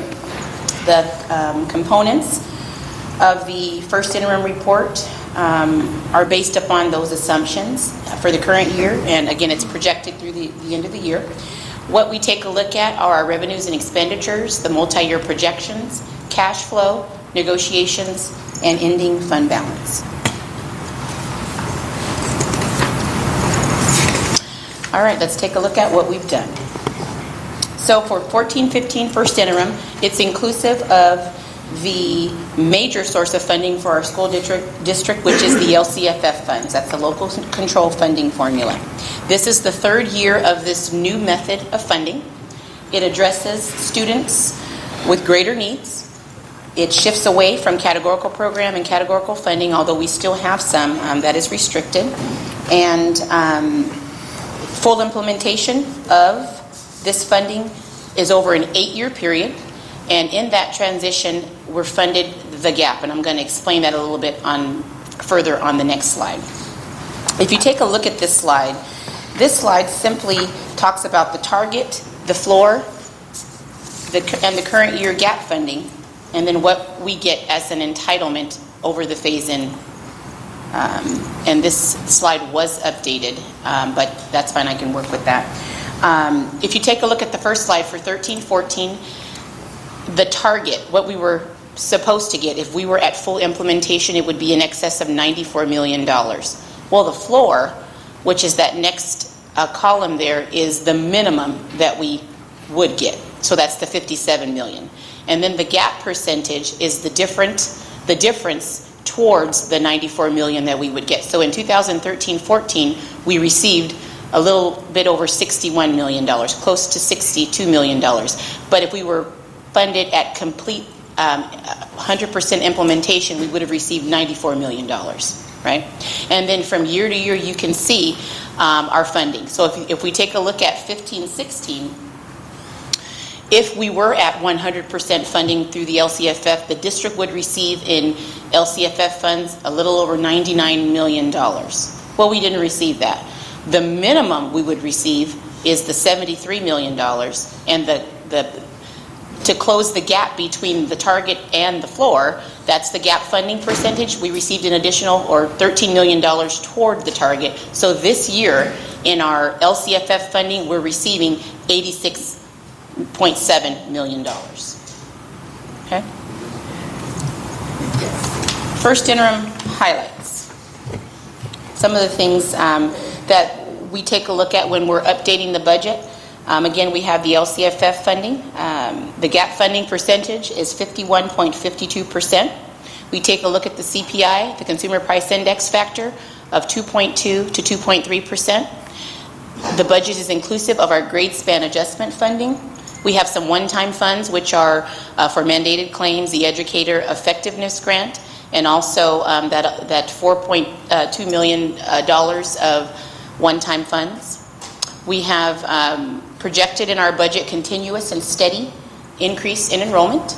Our average daily attendance we're using from the prior year, P2, which is 8,981.94, and again, that's the same from the prior year. The districts, which this is impressive, the district's ratio of attendance to enrollment is at 97% district-wide, and that is really impressive. From when I started, where it was in the low 90s, so now to have a push of 97%, that's very impressive. And it does have a direct impact and effect on our funding. The district is projecting to maintain a healthy cash balance throughout the year, and to demonstrate that, when we ended our last fiscal year with upwards of $17 million cash in the bank. And again, that too is impressive, because when I started, we were negative cash in the bank. So something to certainly be very proud of. Also, as a part of first interim, we update our revenues. And these are just minor changes to our revenue. Our LCFF funding has decreased a little bit, and that has to do with just the minimal change in our gap funding. The district, again, has continuous and steady enrollment. So we do believe that revenue will stay relatively the same as far as the LCFF funds go. We're projecting to receive $400,000 in our mandated cost revenue. ROP has been increased by a little over $286,000. The district received some additional vocational education revenue of $16,409. We have received different revenues in our other revenue of a $150,000 increase, and that's inclusive of donations and other sources of revenue throughout the district. Again, our grade span adjustment revenue is included. We did remove the special education tiers program that has gone back to the county, is my understanding. So those $235,000 for that program has been removed from our budget. We received from the ERP emergency repair funding of over $12 million in cash. Our FPM audit caused a little, we made some contributions to some of our programs for unallowable costs, which were minimal. We do have the one-time education effectiveness grant of $640,000, or a little over $640,000. And also there's a new CCPT grant, which deals directly with our CTE courses of $127,057. So that's an update to our revenues. When taking a look at our expenditures, this slide gives details about the object and range, and I'll just make some noteworthy items are that we have settled our negotiations with both of our bargaining units, so there is an impact there in our object codes in certificated and classified salaries and benefits.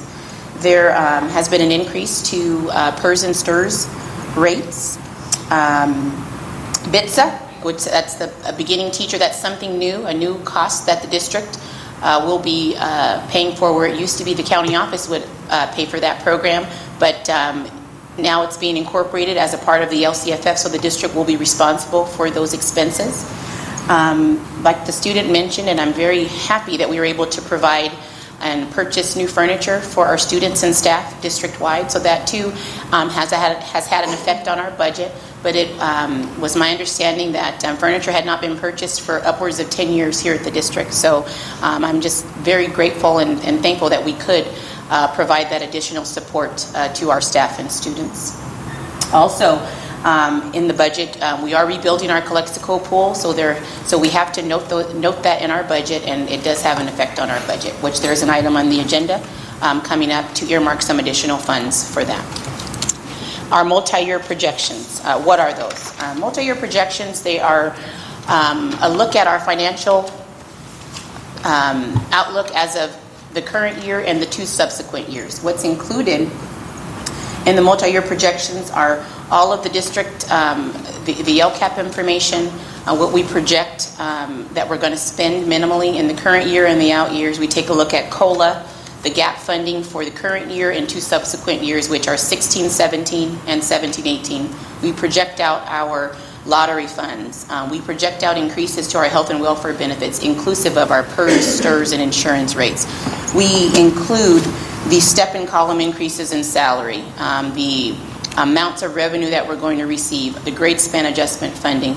And we did this year have our Microsoft voucher program funds. Well, moving forward in the 2 out years, we're not going to be able to have that funding anymore. It expires this year. So that has been taken into consideration as far as our multi-year projection. Our ending fund balance, we are projecting for the unrestricted or total unrestricted and restricted an increase to our ending fund balance upwards of $10 million. And the breakdown of that is there's a decrease in our unrestricted of a little over $2 million, and an increase to the restricted, which is that ERP funds. Because we are still figuring out how to treat that, it's not budgeted as far as the expenditures go, but it is budgeted because we've received the $12 million in cash, so we have to show it. So our impact there is an increase to our ending fund balance, which would have our total general fund ending fund balance of excess of $25 million. But again, unrestricted is only $11.243 million. The rest is that $12 million of ERP funds, which is totally restricted. So the important number there is the unrestricted $11.243 million, which is approximately 10.21% of the total general fund expenditures. Also, as I mentioned, we are working on the Calexico Pool project, and in this budget, as per the resolution that's going to come to the board in a future agenda, it is projected that we're going to earmark $550,000 to take care of any cost overruns for that project, so that we are earmarking those funds in our budget, so that we can make sure that we can complete that project and move forward on that. The general fund, again, is projected to close with cash, because there is certainly a difference between cash and budget, with an excess of $20 million in cash in the bank by June 30th. And again, as I always say, if cash flow becomes an issue, the district will temporarily borrow between the funds and or go out for a tax revenue anticipation note if necessary.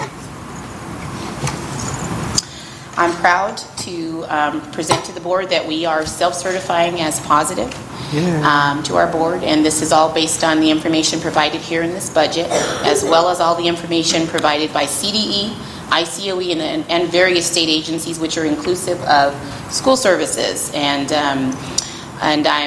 we will meet our obligations in the current and 2 subsequent years. Before I finish, I just want to briefly touch on a few factors beyond the district's control.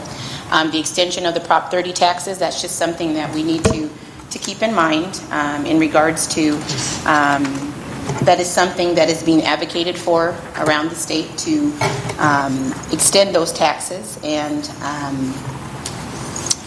not sure if that's going to pass or not, but by extending Prop 30's income tax increase to 2030, it would make permanent the additional taxes to high-income earners, as well as add 2 additional tax rates for individuals making more than $1 million.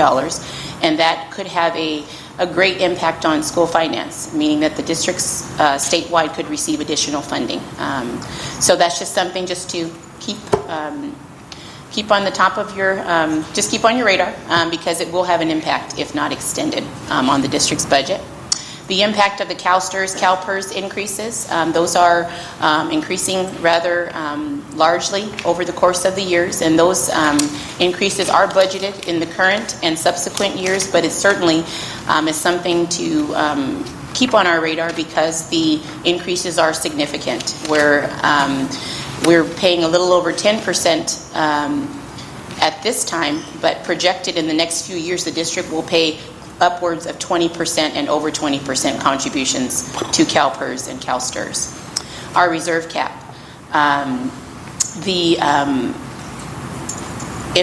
There's been some talk, and we've talked about it here at our board meetings regarding the cap that's being proposed, that we can only have double of our reserve, which our reserve is 3%, which is a little bit over $3 million, and then we'd only be able to have that double that as a part of our reserve, which is a little over $6 million. Well, we've talked about this in great detail before, that our payroll, that's barely a payroll for about 5 to 6 weeks in our district. Currently, our reserve is at about 10.21% in a previous slide. So 6% does not go a long way. So just something just to keep in mind, and these are just things that I think it's important and certainly very relevant to speak to the board about. The CASP mandate test claim. CSBA is really advocating on behalf of districts, as we are required to provide these tests and administer these tests as a district. The district should receive funding for these mandates. CSBA, along with other groups, are advocating on behalf of school districts so that we can receive these additional funds and funding to kind of offset the cost of what it costs to administer these types of tests. Like when you talk about they're all electronic, we talk about 21st century. Well, it costs money to be 21st century. It costs money for bandwidth and those types of things, and your technology pieces. So big ups to CSBA for advocating on behalf of school districts statewide. The release of the CSBA's adequacy report, and these are all things I learned at CSBA this last week, so that's why I'm providing them here to the board. That they provided a funding adequacy report, and again, they're always advocating on behalf of school districts to make sure that in the state budget that funds are allocated appropriately, specifically to education. So the goal is always, what can we do, in addition to LCFF, in which we're grateful for, but making sure that the state is on board with allocating those funds to school districts. So just something to keep on our radar, something to just stay abreast on.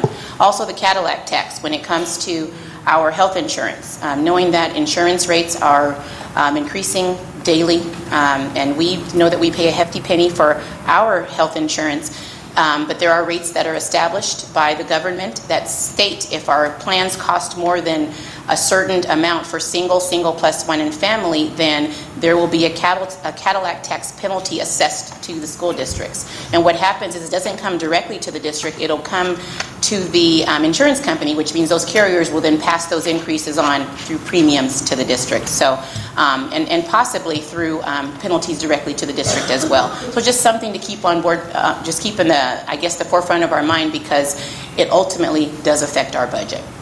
And then again, the Cal 200 PE minutes lawsuit, something that the district was a part of at the beginning phases of that lawsuit. And my understanding and information I received at CSB, there is a Part B to that lawsuit. And just something to just be aware of, that the district may have to settle again and have a payout if we're included in that Part B of the lawsuit. So just things to keep in mind, things that may affect our budget moving forward. That's my presentation for this evening. Are there any questions or comments at this time? Board members, are there any questions? I do, but I don't know if I want to wait till we get to L8. It's regarding that. It was part of your presentation, the earmarking. This time you presented 550, but I believe in the previous meeting you had mentioned 220 or around 200 and something thousand.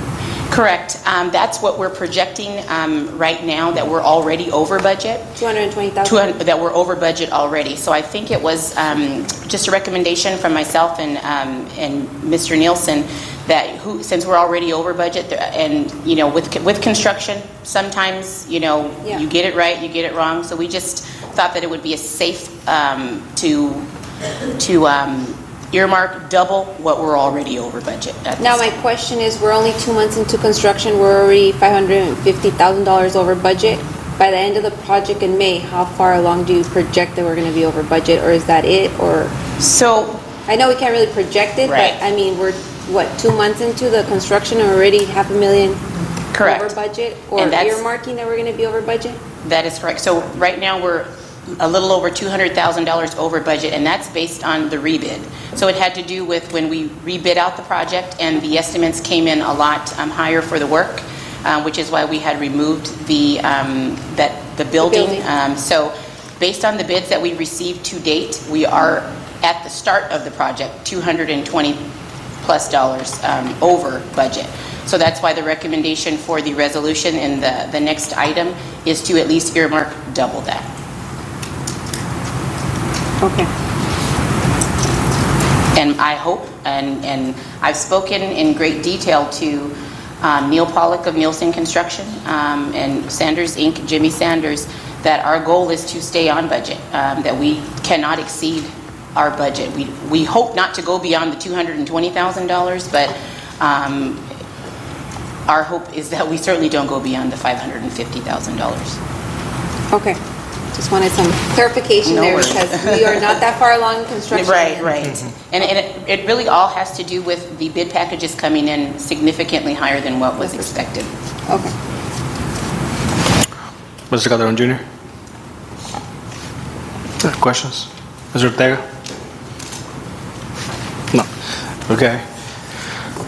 So we have Bill 6, our first interim report. Is there a motion to approve? Motion to approve. There's a motion by Ms. Real. Is there a second? Second. A second by Mr. Ortega. And no further questions or concerns. All those in favor, please signify by saying aye. Aye. Aye. Motion passes 4-0. Voting in favor of Ms. Real, Mr. Calderon Jr., Mr. Ortega, and myself, Mr. Calderon. Thank you, Ms. Randall, for that report. Item L7, resolutions reporting the kindergarten through the Community College Public Education Facilities Bond Act of 2016. Ms. Randall. L7. Well, I can talk to that. This item is a recommendation that has been given to us through CSBA, and it's also been recommended to all school districts throughout the state that districts adopt a resolution in support of the statewide public facilities bond for our schools, particularly because many schools throughout the state of California are in dire straits in terms of needing maintenance, repair, or being rebuilt.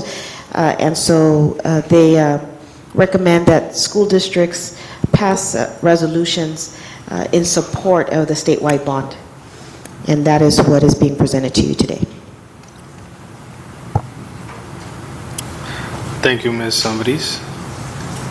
Board members, do we have any questions regarding this item? There's a motion. There's a motion by Mr. Calderon Jr. Is there a second? Second. There's a second by Mr. Ortega. All those in favor, please signify by saying aye. Aye. Aye. Aye. Mr. Calderon? You said aye? Okay, so motion passes 4-0. Ms. Real, Mr. Calderon Jr., Mr. Ortega, myself, Mr. Calderon, voting in favor. Item LA, resolution earmarking additional funds for the swimming pool project. And again, as we, yes. Is it the same thing we just discussed? Yeah. Okay, so I make a motion. She already explained. I just have one question for Ms. Mai. Are all our bids in? Yes, all So of the bids. this is- That's it, yes. And in the pool budget update, I'll just share very briefly. It gives a running total of the funding sources, what's previously paid prior to 2015, and then it takes a look at all of our bid contracts, bid package 13, and then 1 through 12 and 14, how much they cost, what's been paid to date, and then what's the balance of each contract. And actually, that's not the latest, greatest one. The one under the pool committee update should be the latest, greatest one, but as of November, and it's as of December the 2nd. So we haven't, I think we paid on our contracts a little over $300,000 to date for those contracts, and that's what it says, we're $217,642 over budget after the bid. So as far as paying out to date, we haven't paid out $7 million yet because we're just, kind of starting. But that is the projected cost is the I'm sorry, I can't see that far, but that's our cost, and that's what we're over budget at this particular point in time, and that's why we're recommending that we earmark double and a little bit more of what we're currently over budget. But all contract, to answer your question, all contract and bids for this project are in. Can you define a little bit more? You said double and a little bit more. So I think I said it was 250, that we were over 225. So it's actually, we're over 217,642. So just the difference between 225 and 217. So you're doubling 217? That's what. Yes, and just a little bit more. What is that, about $7,000 more than that? So about $14,000 more than that.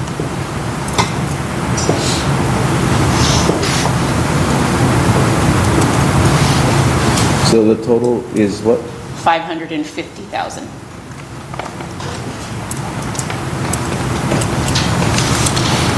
And this is just earmarking. Doesn't mean that Mr. Sanders get to go and do something. So because this money is already there, so that he can spend it. Right. Nobody can do anything without any board approval. No, that is correct. And if there, and I think I heard it correctly that Mr. Sanders will be making an update. So any surprises, anything that comes up, he will be presenting to this board prior to us moving forward in any fashion. Yeah, but let's be clear that just because we are earmarking this money doesn't mean that they have the right to, they already to say, since they already have that money earmarked, let's spend it. No, absolutely. Okay. Yes, absolutely. As a matter of fact, excuse me for interrupting, at our pool committee meetings, both Nielsen Construction and Sanders Inc. have stated that what we have in terms of the bids is what they believe will be the cost. barring any emergency situations, that if there are any increased costs beyond the $217,000, it's because there's an emergency situation and not because that they're going to add more to their services. It's only for anything that is not foreseen at this time. And Jimmy did mention, Mr. Sanders did mention to me this evening that a lot of that that kind of unforeseen costs and those things happen when they're doing the excavating and digging and that kind of stuff. But for the most part, all that work is already done. So as far as, hitting a pipe, bursting, something like that, all of the excavation piece of it, where that would cause a lot of emergency, whatnot, that's already been done. Well, it already happened. It's already happened. Because we've already dug the holes and that kind of stuff already. Okay. Yeah. We're not an ATM machine. We are not an ATM machine. I'm not laughing. No, I agree. So any change order or anything, any updates, they would certainly have to come through the board, and it would be only in an emergency situation, not because we're earmarking any dollars via this resolution. And I think at least my concern is that we gave up the multi-purpose rooms for $2 million. Yeah. And I hope that at the end of this project, we won't incur $2 million when we could have had a multi-purpose room. Yeah, I agree. So, I agree. I know we're going to have the pads, but I just don't want these surprises. Because if I understood when the new bids came in, I don't know if it was you or Mr. Sanders, they indicated to us that the bids came in lower. Lower minus the buildings. Lower underneath the $7 million. And now you're saying that we're over by 217. I think it came in lower to 7 million, not under 7 million, because I think once it went out to bid, it was in excess of a $9 million project with the buildings. So when they did the rebid, removing the buildings, then we were closer to the $7 million. to the original. We're at $7.776 million. So to the original budget. Correct. To the original budget, because once the bid came in with the buildings, it was in excess of $9 million. So which means that now we are over, a little bit over 200 grand. Yes, the 217,642. Okay. So we have a motion by Ms. Real. Is there a second? Second. There's a second by Mr. Calderon Jr. If no more questions or concerns, all those in favor, please signify by saying aye. Aye. Aye. Motion passes 4-0. Voting in favor of Ms. Real, Mr. Calderon Jr., Mr. Ortega, and myself, Mr. Calderon. Item L9, resolution regarding compliance with Education Code Section 60119 as revised by Chapter 118, Statutes of 2005, and California Code of Regulations, CCR, Title 5, Section 9531, regarding the sufficiency of textbooks and instructional materials. Maria.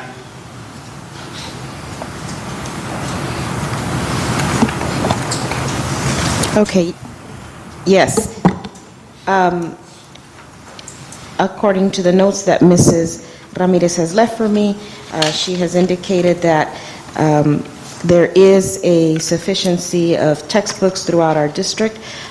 In your board packets, you have all of the documentation that substantiate that we do meet the sufficiency, and therefore we need to have our board adopt a resolution that states that there is a sufficiency of text. And one of the reasons why this is at today's meeting and not at a previous meeting is that there were 3 different textbook orders that were being delayed due to the publishers being on back order, and Mrs. Ramirez did not want to have a repeat of, last year's textbook, lack of textbooks, and so therefore she did not want to present to you any documentation until the books were actually here, and they are here now, and therefore she can now with certainty tell you that there is a sufficiency of textbooks for the Corps. Ms. Ambriz, what textbooks are you referring to? The district-wide textbooks. For elementary? Yes, the ones that were missing, I believe, were books for the high school. The sociology. There were some textbooks that were missing from the high school, and she has stated to me that they've been received, and therefore now she can ascertain that there is a sufficiency of textbooks. This doesn't include the dates of these textbooks, correct? The outdated? No, that does not. And there is, for example, some books in the social studies department, in particular sociology and economics, that they have a very old textbook, and so they're going to, they have enough of the old textbook, but they're moving towards a new textbook, and so they will be going through that adoption process. But currently with what they have, they're sufficient. But they are starting the process to get the new textbook adopted and ordered. And do we know if there's going to be a new adoption of social studies for next year? I think it's a couple years away, so maybe a year or so away. Because the way that it was explained to me was that if we order books now, it's back to it goes back to the old or the latest adoption, which was a couple years ago, right? That is correct, and so therefore, on the regular history books, etc., they're going to wait for the adoption. I believe it's about 18 months away or so.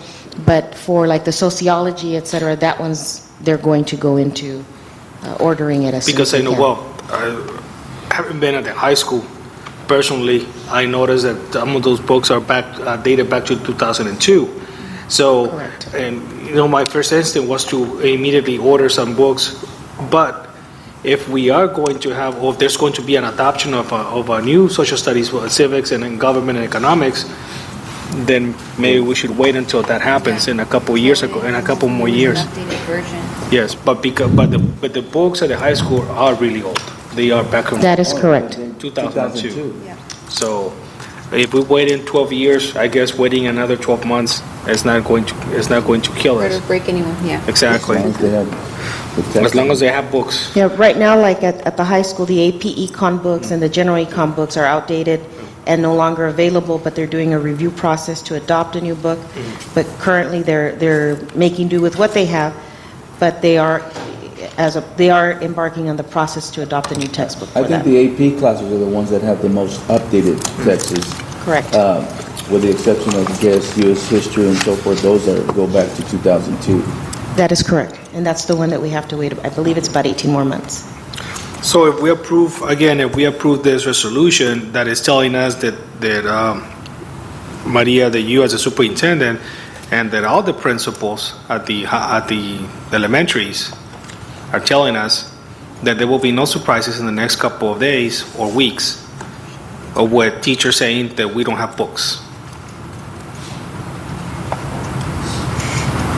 That is correct. That's what I've Waiting been... for an answer.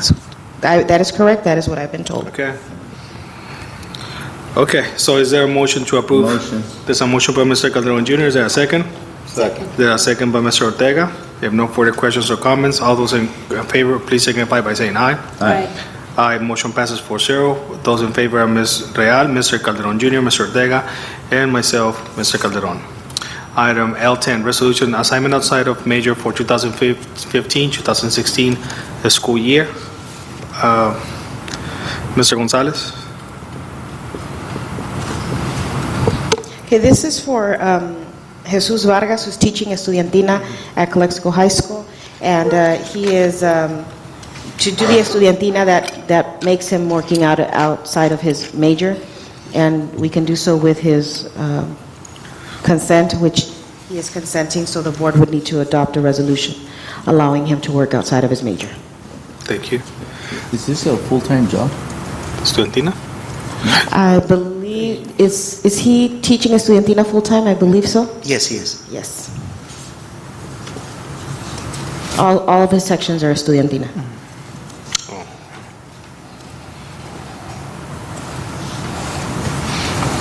Okay. Is there a motion to approve? Or are there any questions? No, we discussed it in position. And do we have the room to have, is this an additional class that we're going to have? No. We already have this class. Yeah. Oh, This is okay, just a he's already. Yes, he's already our... procedure in order to make him, Oh, okay. All right.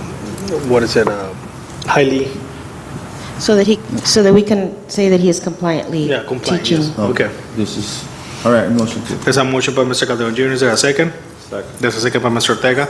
All those in favor, please signify by saying aye. Aye. Aye. Motion passes 4-0. Voting in favor of Ms. Real, Mr. Calderon Jr., Mr. Ortega, and myself, Mr. Calderon. Item L11, adoption of new job description, clinical social worker. That would be Mr. Gonzalez. So this is a very exciting job description that we bring before you. This is the first time that we've ever had a social worker position here in our district, and this is in due part for the LCAP. We have had a lot of input for this particular job description. We had Hortensia Almendares, who is the coordinator of the Family Resource Center, give us her input. We've had Mike McFadden, who is the director of Special Ed and Health Services, also give his input. We've also had Mr. James Taylor. Thank you for ACT for their input. And so we believe that this job description will absolutely fulfill the needs of our students that will be provided by a clinical social worker. Thank you, Mr. Gonzalez. And again, this was part of our LCAP, right? That's correct. Okay. Board members, are there any questions or is there a motion? Motion to approve. There's a motion by Ms. Real. Seconded? Second. There's a second by Mr. Calderon Jr. If there are no more questions or comments, all those in favor, please signify by saying aye. Aye. Aye. Motion passes 4-0. Voting in favor of Ms. Real, Mr. Calderon Jr., Mr. Ortega, and myself, Mr. Calderon.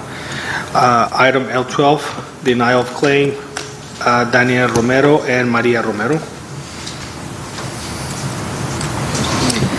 This is a claim that was filed by the parents of, by Mr. and Mrs. Romero, the parents of a student who died last June. And it is a claim for, I believe, $10 million. And so we are asking that the board deny the claim so that our insurance company can address the claim. And as with all the other claims, Maria, this is just a standard procedure.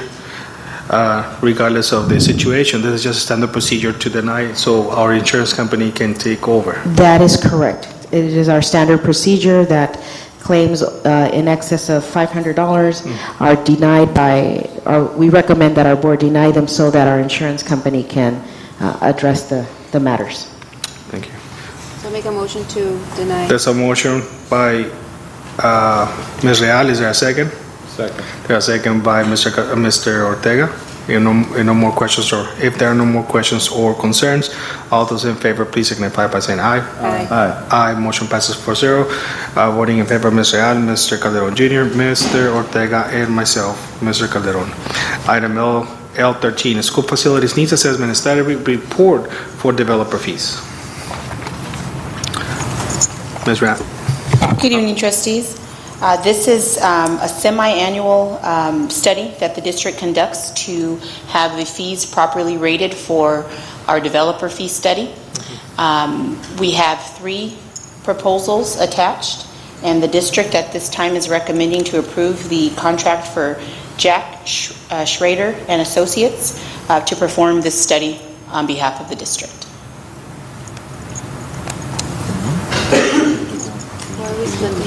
Are there any questions or comments? So we are entitled to developer fees from local developers and for folks that want to perform and do building here in Calexico, because there is an impact for new development in the city when it comes to housing and so on and so forth. So we conduct this study to make sure that when someone is building, that the district gets their cut or gets their share to make sure that the impact that's created by houses and housing here in the community, we have to be able to house the students or the children that come to the area as a result of building and development. So the district charges a fee based on a study per square footage for that new building, and it helps us offset the cost of facilities. specifically when it comes to the district having to secure trailers and those types of things. It allows us to make our lease payments and payments for facility needs district-wide. So this is a pretty standard process. We do it every 2 years. And sometimes there is an increase to the fee per square footage, and sometimes there's a decrease depending upon, the economy and those types of things. So we are recommending to have Jack Schrader and Associates perform the study so that we can update our fee to charge for those that are building here in Calexico. Thank you. Colleagues, any questions or comments? Or is there a motion? How was this agency selected? So we provided, or we requested through the county. We've used Eric Call and Associates, which is one of our vendors in the past. We've used several different vendors over the years, and we asked them to provide a quote for services. So we took a look at the fee, which is not the only factor in determining what vendor we can use. We also did some reference checks and made calls around the county, and Jack Schrader was a recommended vendor and had good references, and they actually were the lowest price. So we thought we got both quality and quality at a low cost. So that's why we're recommending this vendor. You said that you did reference checks. Have they done this kind of work before? Not for our district, but they do provide this service for districts in the Imperial County. And Okay, I know so- that one specific school district has used them upwards of 20 years for this service. Okay. So they are knowledgeable of what they're going to do? Very much so. Okay. Any more questions? Or I is just there- have a question on Go the ahead. final bid, which was $9,825, I believe. Does that already include the $145 an hour travel time? Or is that extra to the? No, that, to my understanding, that's all inclusive. All inclusive. All inclusive. So the total for that contract would be the $9,825. Okay. So make a motion to approve. There's a motion by Ms. Real, is there and there's a second by Mr. Calderon Jr.? Is that? Mr. Calderon, that's it. Okay, and there's a motion by Ms. Real, second by Mr. Calderon Jr. If there are no more questions or concerns or comments, all those in favor, please signify by saying aye. Aye. Aye. Motion passes 4-0. Voting in favor of Ms. Real, Mr. Calderon Jr., Mr. Ortega, and myself, Mr. Calderon. Item L14, awarding of bid number 2016-01, installation of freezers and coolers and agreement approval. So on this particular item, this is to actually award the bids. Back on October 22nd of 2015, the board did give permission to the Food Services Department to go out to bid to seek bids for the installation of the freezers and coolers at the various sites district-wide. The bid was released on October the 26th. And it's inclusive of removing the old freezer at Calexico High School. There was an invitation that went out to 6 local contractors. 4 responses were received. There is attached all of that information. We are recommending at this point that the bid be awarded to VIX Air Conditioning at a bid amount of $92,000. They were, I believe, the lowest responsive bidder. Ms. Randall, you often refer, when we do things like this, you have to refer to on these issues in two different ways. RFP, and now then you also, I've heard you say that you invite. So why, if you invite, doesn't that seem like maybe you are only inviting people that you know?